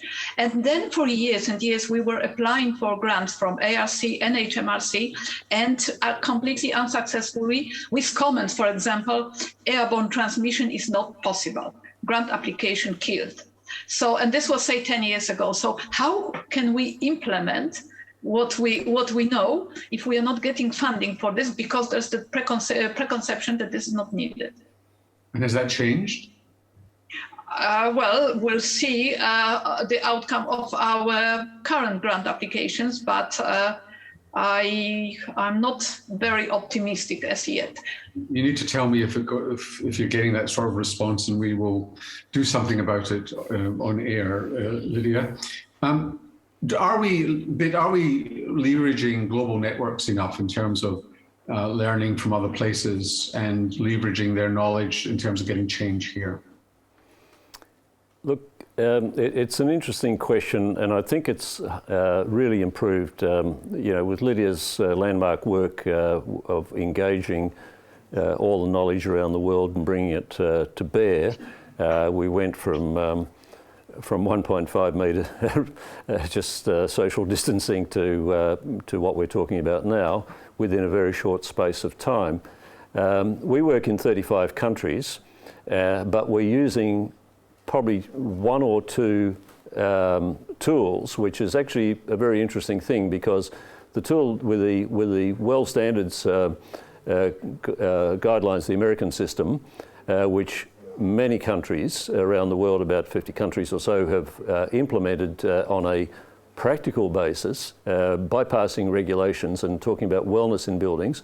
Indoor environment's very important, and with the assessments, we've got a paper in progress now for a little while with showing our results from around the world in all different buildings on probably 20 or 30 different parameters within those buildings.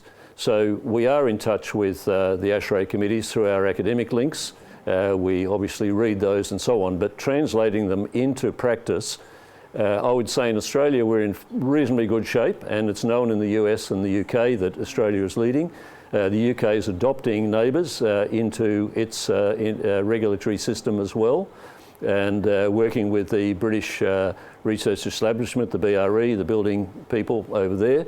I think we're getting traction with better international recognition, but it's important for us to recognise, not to be cringeworthy, that we are pretty close to the top, if not leading, a lot of the world. And luckily we've got people like Lydia, but others on the design stage. If we are leading the world, how come we had such a mess and such a lack of attention to ventilation in key institutions like schools and hospitals? Aren't you just resting on your laurels and thinking that we're much better than we are?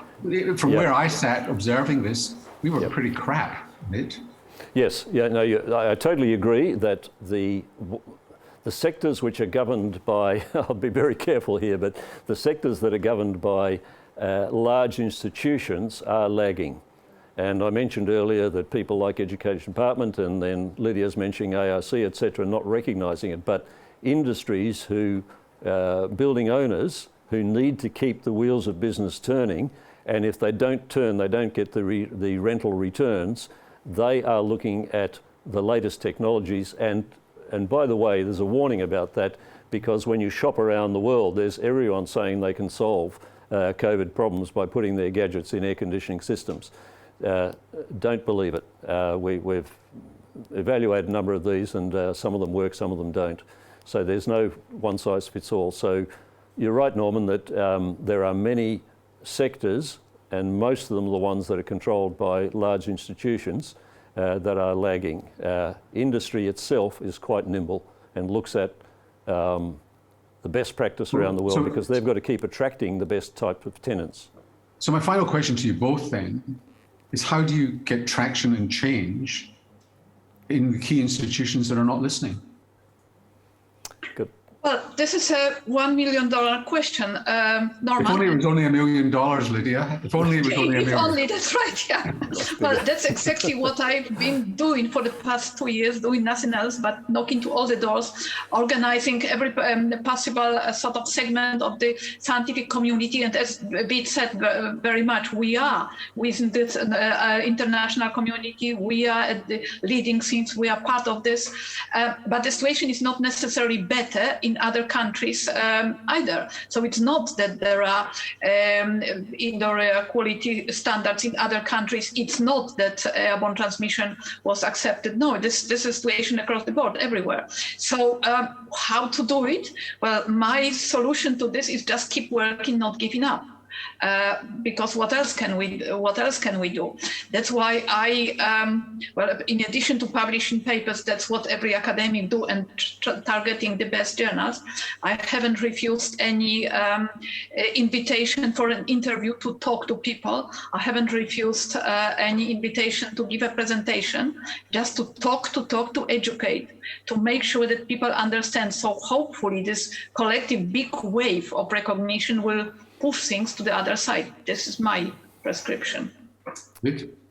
Well, to our national embarrassment, the Americans and the WHO discovered Lydia before she was recognised on the Australian stage. So in terms of honours, for her to be declared one of the 100 most influential people around the world in this current time by New York, and not having had prior recognition of that at a high level, I think indicates that we do have politics, state inertia, all the things you were mentioning earlier, Norman, in your address, that are slowing down our recognition.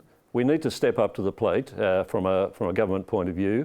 recognise those skills and experience exist. There are leaders both in academic and industrial work, and if we can harness those in a round table and get that all that knowledge on board and work obviously with the medical fraternity, which by its very nature has to be very cautious and not strike out beyond experimental data. Building owners can be a little bit more experimental perhaps, because a portfolio manager might have 20 or 30 high-rise buildings under his control, and maybe they can try one building, see if it works, and then move it on to others. So, we have more levers than the medical industry.